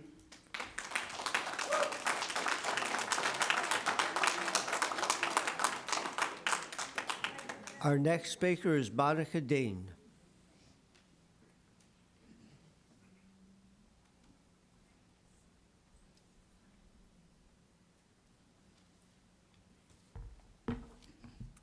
So I'm handing out copies to the board, including Dr. Henry, Dr. Macias, and Ms. Sims, regarding the Handmaid's Tale graphic novel that I filed on in December, because apparently some of the board members did not receive it. This document would have been due on March 3rd, so this would have been in violation of the 10-day policy if these were sent out on March 10th. Did Ms. Henneman try reaching out to those board members to see if they needed a copy instead of writing a speech to discredit them? It's very unprofessional. According to policy, parents and taxpayers have to read this filth, file a form noting all of the harmful content, wait 30 days for a committee to read it, while the book is still allowed to sit on the shelf waiting on a determination. Why is it allowed at one school and not removed district-wide? Why would some kids be protected and others not? Blankets and Fun Home were removed. Why not this one? There is no consistency. I listed all of the harmful images, such as the graphic scene showing people hanging from nooses with a picture of an unborn child around their neck. Another showed a graphic scene of a doctor raping a young lady in the exam room. How about another scene where a man's wife is actually sitting on the bed next to him while he rapes a young lady? A picture of a woman tied up with a gun in her mouth, half-naked women serving drinks to men, bloody scenes, drinking, smoking, profanity, the list goes on. And yet the letter from the principal doesn't address any of these issues. In fact, the explanation is a mere copy and paste from the EFB local stating it meets requirements for retention, varying levels of difficulty, and diversity of appeal. There was also a book committee that we did not get a checklist for, and Ken Paxton has requested you to release the names of this book committee, but you have not. Was the book even read? How are we supposed to trust the process when there's no transparency given to parents and even some board members? The library policy needs to define pervasively vulgar, obscene, profanity must be spelled out. The age group for YA needs to be split. 12 to 18 is way too broad. Please stop. And the adult collection needs to be removed. We shouldn't have to Please wait for a conclude. state law to be passed for Cyfair to protect the innocence of children. Once seen, Please stop. children cannot unsee these images. Please stop.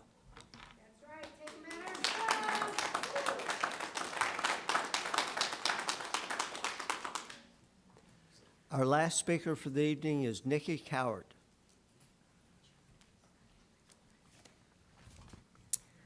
Good evening. My name is Nikki Cowart. I'm the proud president of the hardest working union in Cyfair ISD. Last month, I was here speaking about the ways we can all advocate for additional funding for our amazing Cyfair public schools. As you heard tonight, so much has happened during the legislative session since then. And while we're still pushing for enrollment-based funding and changes to the budget in Austin, we're also asking for you all to pledge to prioritize Cyfair ISD staff pay raises with any additional funding coming our way. We will provide the petitions that have been signed by teachers, paras, support staff, parents, and community leaders. We have heard from students also, students that are sick of their teachers having to work second jobs at night and on the weekends. Another teacher resigned last week, and we are hearing of others. I have never seen it like this before.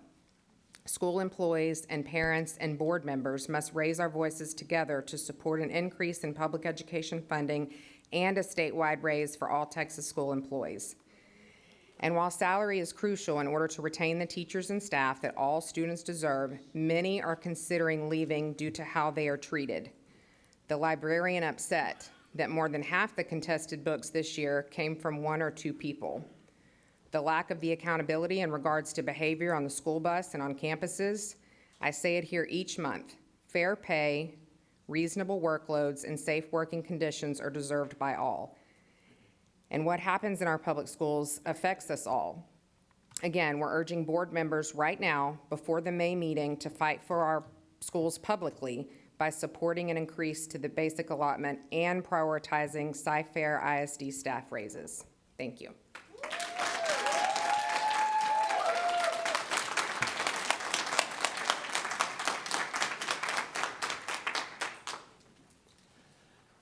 Council, morning. We have no need to move into closed session again this evening, correct? No, we address the closed session items unless we want to talk about anything further on those, unless the board does.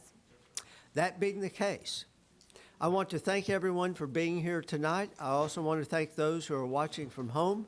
I will entertain a motion to adjourn. So moved. Motion's been made. Well, you know, that was a little hesitation. We can continue. Motion's been made and seconded. All in favor, please signify by raising your right hand. We are adjourned.